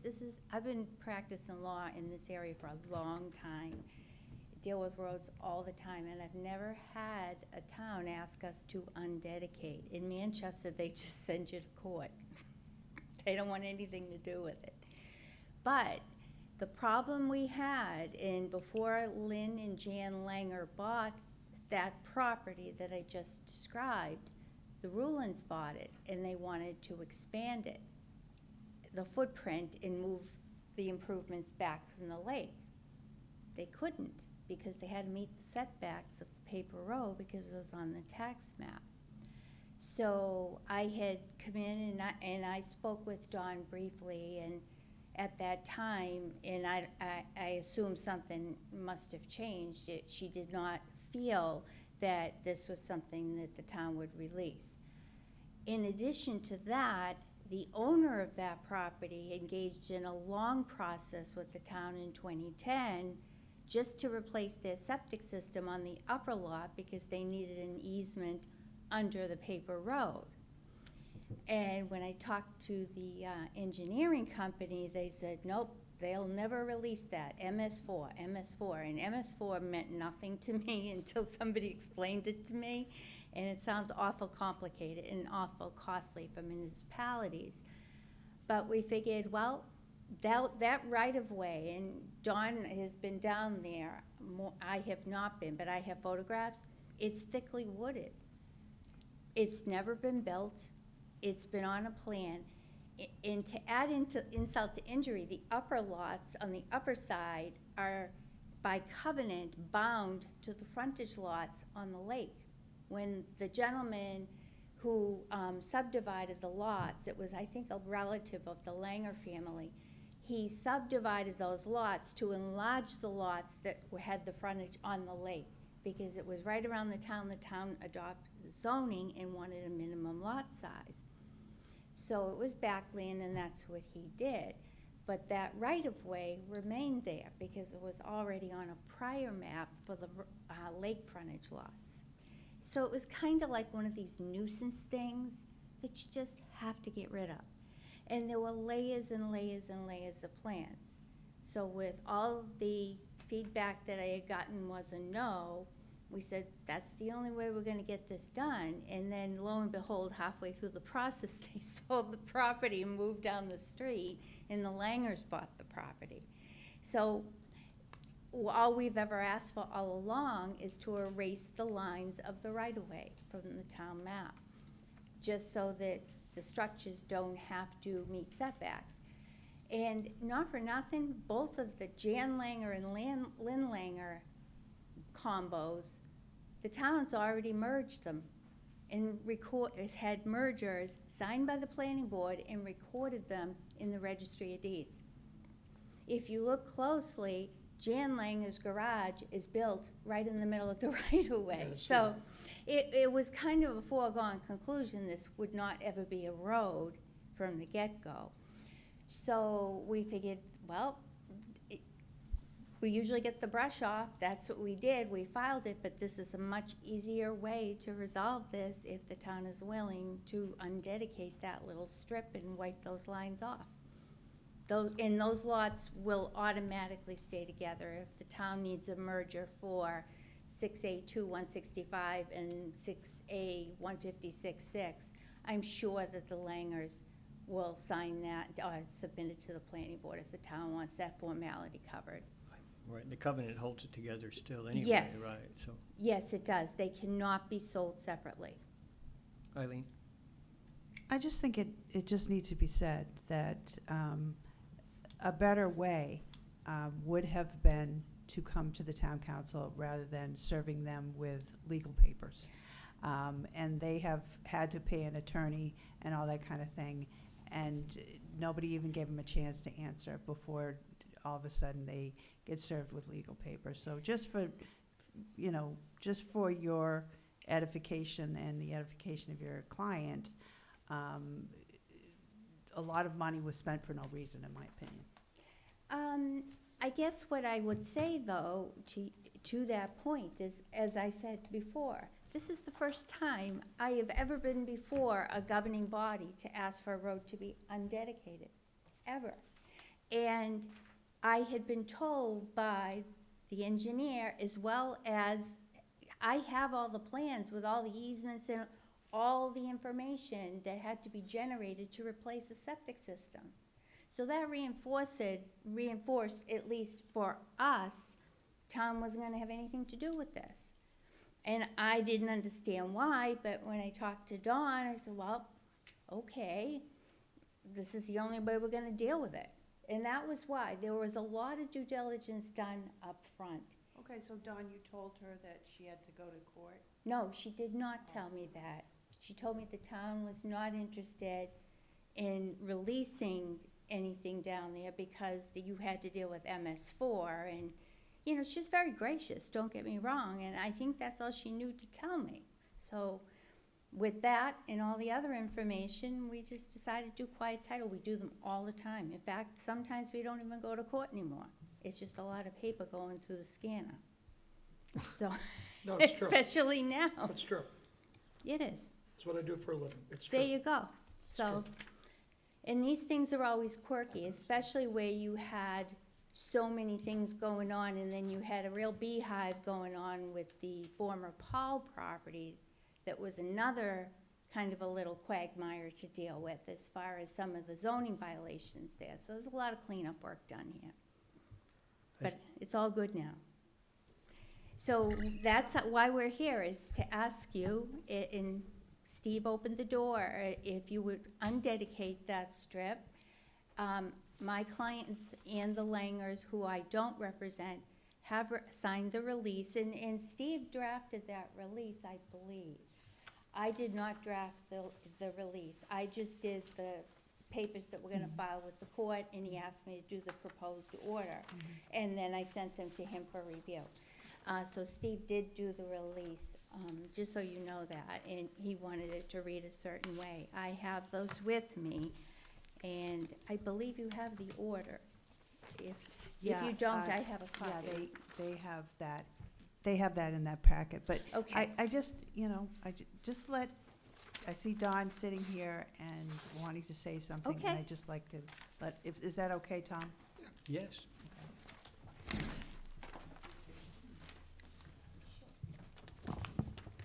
Get it to my level.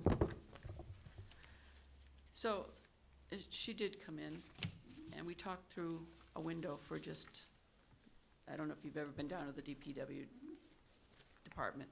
We have a little window. Yep. We only spoke for a few minutes. I had no idea it was going to court. Obviously, we would have had a longer discussion, and my answer would always be, I can only make recommendations, and it has to come through you. Yep. At that time, we had, I was dealing with the MS4, as we all have to do, and I have to look at every opportunity that we have out there. But it is not worth going through court over this.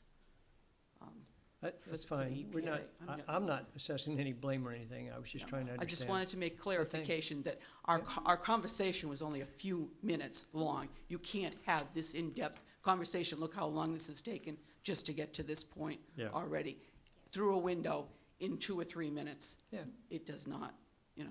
We're good. So it was kind of an Thank you. assumption.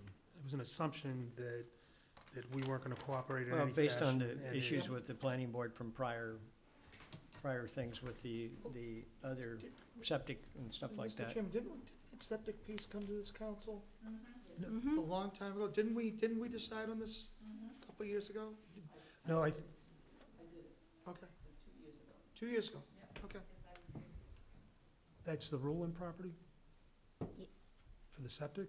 On the septic piece, who? Was it? Yeah, it was farther down. I It was thought. further down. It was north of what we're talking about, I thought. Yeah. Very first house at the end of Jeb Road. Yeah, that's, yeah, okay. Yes. Dan Langer owned today. It was Yes. that house, and It was owned by somebody else, Yes, that's correct. and they needed to get across the street. It's okay, Dawn. And I have to say too, it was a very brief conversation, and Dawn was as helpful as she could be.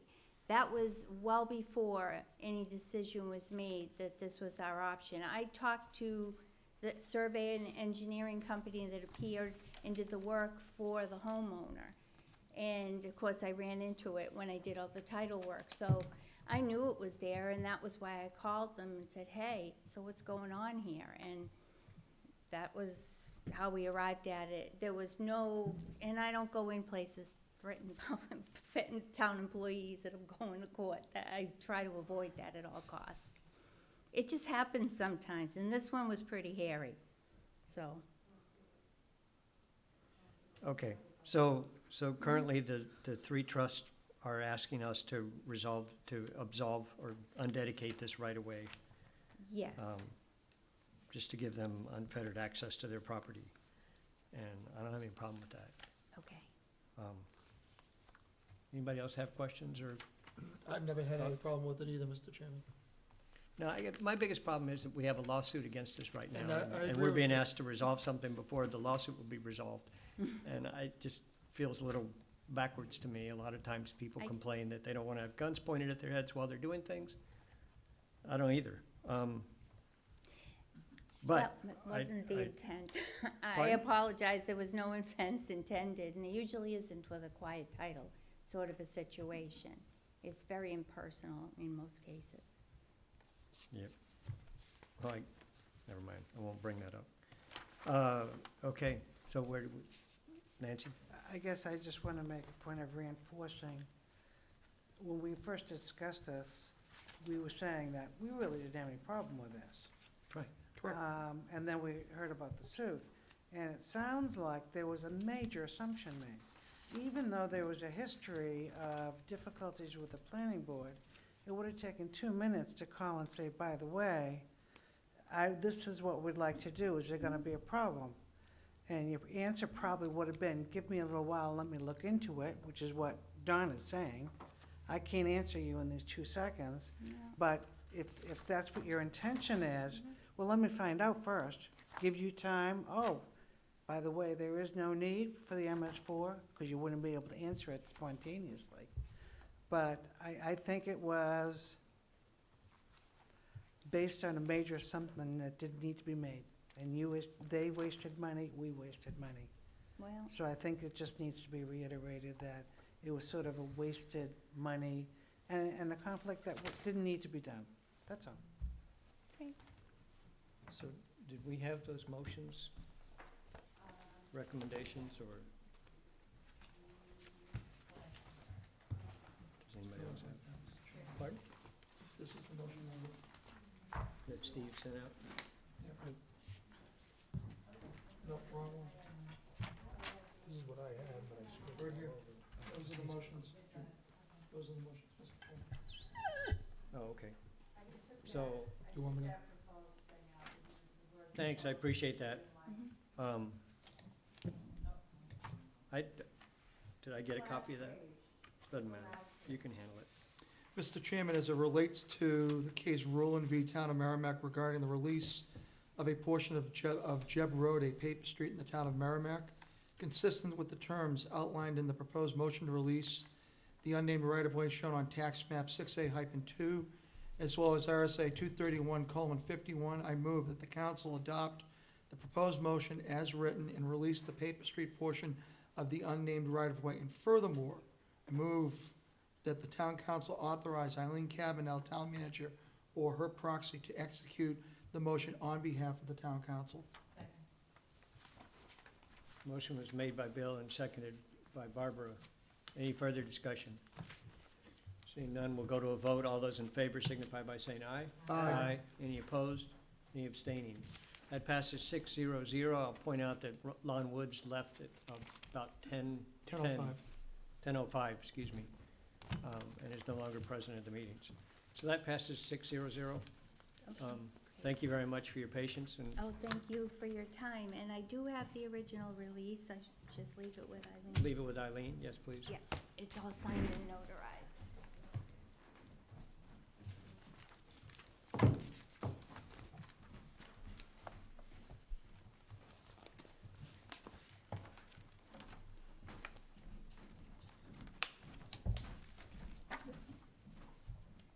Thank you, Don. I appreciate your time Don, and thank you, patience. appreciate it.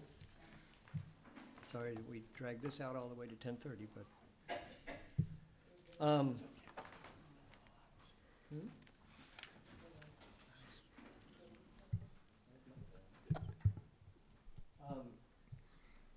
That brings us to minutes. We have minutes from August 27th, 2020. Mr. Chairman, I would move the town council meeting minutes, a virtual meeting Thursday, August 27th, 2020, with the following changes.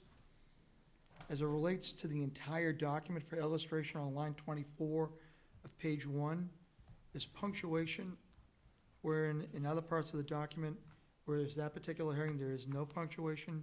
If that could be made consistent throughout the entire minutes, that would be great. Between dashes and colons. Dashes and colons.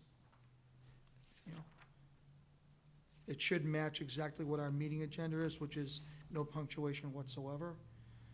On page 5, line 41, line 40 into line 41, motion carried 5-0. It doesn't state who was in the opposition on that particular vote. I think Nancy and I were both in opposition. All of these motions have to be identified because they were roll call votes. Correct. Any And of that them was- that weren't 7-0 or whatever. Correct. Need to be identified as to who. So that would be one of the other changes I would make. Yes, Eileen?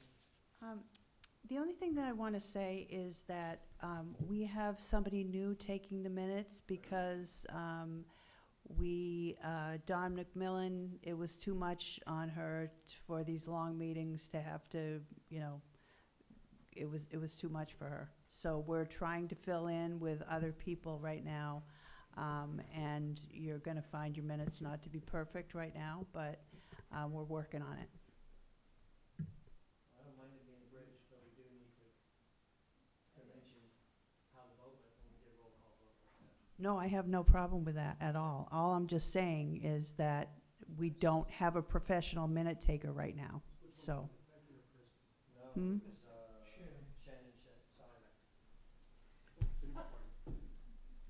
I think I've asked this before, but do we have to have the notes in writing? That's a law, okay. Because I just think, they're recorded for posterity, word for word. Moving on, Mr. Chairman, on page 6, line 10, I was highlighting Michael Druin's experience, not Michael Swisher, and I said that with respect to Mike Swisher. It should be Druin, not Swisher. Lou, can you spell it? Spell it, please. Druin, Yeah. D-A, Delta, Romeo, Ocean, Uniform, Indigo, November. Okay, thank you. You're welcome. And then on page 9, there should be spacing between lines 8 and 9. How'd I do, Council Haley? Rats. Go ahead. A couple. Okay. So on page 1 in the line 8, where it lists all of the attendees for the counselors, if we could add the first name, please. First names. Then when you get to page 2, you don't need the first names. So with that, on line 14, it would just be Councilor Albert. We don't need to repeat Peter because you've already done that and identified them. And that's all throughout the pages. When you get to page 4, it's the first time that Chief Roy gets introduced, so on line 46, it should be Police Chief Denise Roy, Deputy Chief, yep, and should be added there. And then when you get to page 5, you don't have to, you can just say Chief Roy, because you've already identified her. When you get to page 6, line 4, Chairman Koenig discusses the high number of applicants and thanks Ellen and Amy. Who's Ellen and Amy? Yep, so we need last names there. And that's all I have. Okay, any other comments, suggestions? Do we have a second for the motion? Second. All right, I'll turn it on. Do we have a second? Barbara seconded the motion to accept the meeting minutes with corrections. All those in favor signify by saying aye. Aye. Aye. Any opposed or abstaining? 600. Which brings us to comments from the press, who are not here, comments from the public, who are not here, comments from the council. Barbara? I would just like to remind everyone that tomorrow is 9/11, and to please remember the first responders and the innocent people that lost their lives 19 years ago. Tomorrow again is September 11th, and 19 years ago, 2001, at 8:46 a.m., the United States was attacked and nearly 3,000 people were killed in an unprovoked attack on American soil. This was an amazing tribute to that horrific, this should be an amazing tribute to that horrific event. Thank you, Barbara. Nancy? Actually, I was going to say that too, but I'll just, add to what you've already said, Barbara, is next year's the 20th year. Mhm. And we should plan something agree. specifically as a memorial for the 20th anniversary. Agreed. So hopefully we can keep that in mind and work on something. Bill? I was going to bring up 9/11. I want to thank Council Harrington and Council Healy for her eloquence. I appreciate it. I want to take the opportunity to thank Lynn, everybody that worked the polls on Tuesday. I really want to thank everybody for making the day go as smoothly as it did, and hopefully come November it'll be even as smooth as it was this past Tuesday. But thanks to the volunteers, thanks to Lynn, and to Diane, the assistant moderators. I'm going to forget names, but anybody and everybody that was involved with our elections this past Tuesday, thank you very much. And then lastly, as it relates to Chief Roy's retirement, I know we'll probably have more opportunity. I just at least want to publicly thank her for her service, and just want to iterate, with her being the first female police chief in our community, that in being the parent of a daughter, I think she presented herself as a tremendous role model to every single woman that lives in this community, as to not only just her professionalism, but her smarts, her personality, and her integrity. She brought all of that to the job. She did it with class, she did it with aplomb, and all of the women in this community can take a lot of pride in looking at Denise Roy for who she is as an individual. And this community owes her a tremendous amount of gratitude and respect for how she has not only served the community, but the troops that she commands on a daily basis. And I know we'll have more to, say profusely about her, but I just wanted to get that out of the way. We're going to miss her. We are absolutely going to miss her in this community, no doubt. So anyway, and everybody, please be well, be safe, and go Celtics. Thank you, Mr. Chairman. Peter? Yeah, I just, sitting here, driving by the library the last couple days, back and forth, and I'm wondering when we're gonna open it. I mean, I'm at the point where I think it's time to open it for business. I get it, don't let it fill up, be smart, but I think it's time to open the library. Food for thought, maybe that's for another meeting, I don't know, do we have to do something official to do that? I don't or- think we closed it. I don't think we have any say in that. Okay, well, then that's why my, That's your opinion. Yes, Your thank you. thought. Eileen? I will get an update from Yvette on what their plans are. I know they have some kinds of plans for a soft opening. We're also looking into getting them set up using the COVID funds, whatever you might call them, gopher funds or whatever it is, to help in any way that we can to make people, I think their issue is the books. I don't know. The material, if people are handling it, it's the concern. They don't have the opportunity to go in and clean all the books and CDs and audio tapes and everything else they've got every day after somebody's been through and flipped through looking at what they want. So I'm sure that's the problem. It's Yeah. just how do you sanitize the library? But how does the whole staff work from home with the I don't know, including the part-time staff? I don't know, right now with Drive Up, you can pick up your book, and then when you bring it back, they can sanitize it or something, I guess, and put it back in the collection. Yeah, But I'm wondering, is there a piece of equipment that we can purchase for the library that you put the book in and it processes it through?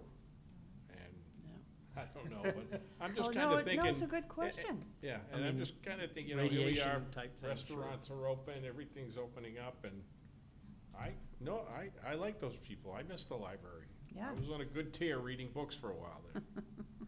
Well, don't stop. My grandsons are Hardy Boy fans, and so, Oh, gosh, I read But- hundreds of those. oh, gosh, yeah. They're classics. But just real quickly, I didn't even know this was happening, but my nephew told me today, he's riding in the Veterans Count Ride. It's a bicycle thing, and it goes from 10 miles, I think it was up to 50-mile routes. They have different routes set up. It's happening Saturday morning. If you do the 50-mile route, it started at 8. Everything else seemed to start at 9 at Mike Lansing. But if you were interested in it, it's vetscount.org. Starts at Holman Stadium. It's coming through town here about 10 for my nephew's run. So I'll probably be parked on the grassy knoll here and check him out as he comes through. But anyhow, That's Saturday, you said? that's this Saturday, This yes. Saturday. So, but vetscount.org, you can look it up and see if it's something you might do if you're a bike rider. Not motorcycle, bicycle. Thanks, Tom. Thanks. I just want to reiterate what people have said about 9/11 and Bill about the election. I think the election went very smoothly. There were very few issues. Jamie's was warm, even hot in some people's opinions. But I think it went very smoothly. The problem, I think, is going to be the 3 to 4 times as many people that are going to show up for the general election. So as Eileen said in her early announcements, you're urged to apply for absentee ballots for the general election in November. But we do want you to vote. We want everybody to know that you will be able to vote, and you will be able to vote safely. If this past election was any indication of that, I don't think people were stressed at all. I think that the state's use of pens was a little silly, but I think the election went off very smoothly. So I appreciate all the people that came out to vote and that took care of themselves. And so many people walked in wearing masks, which we had asked for.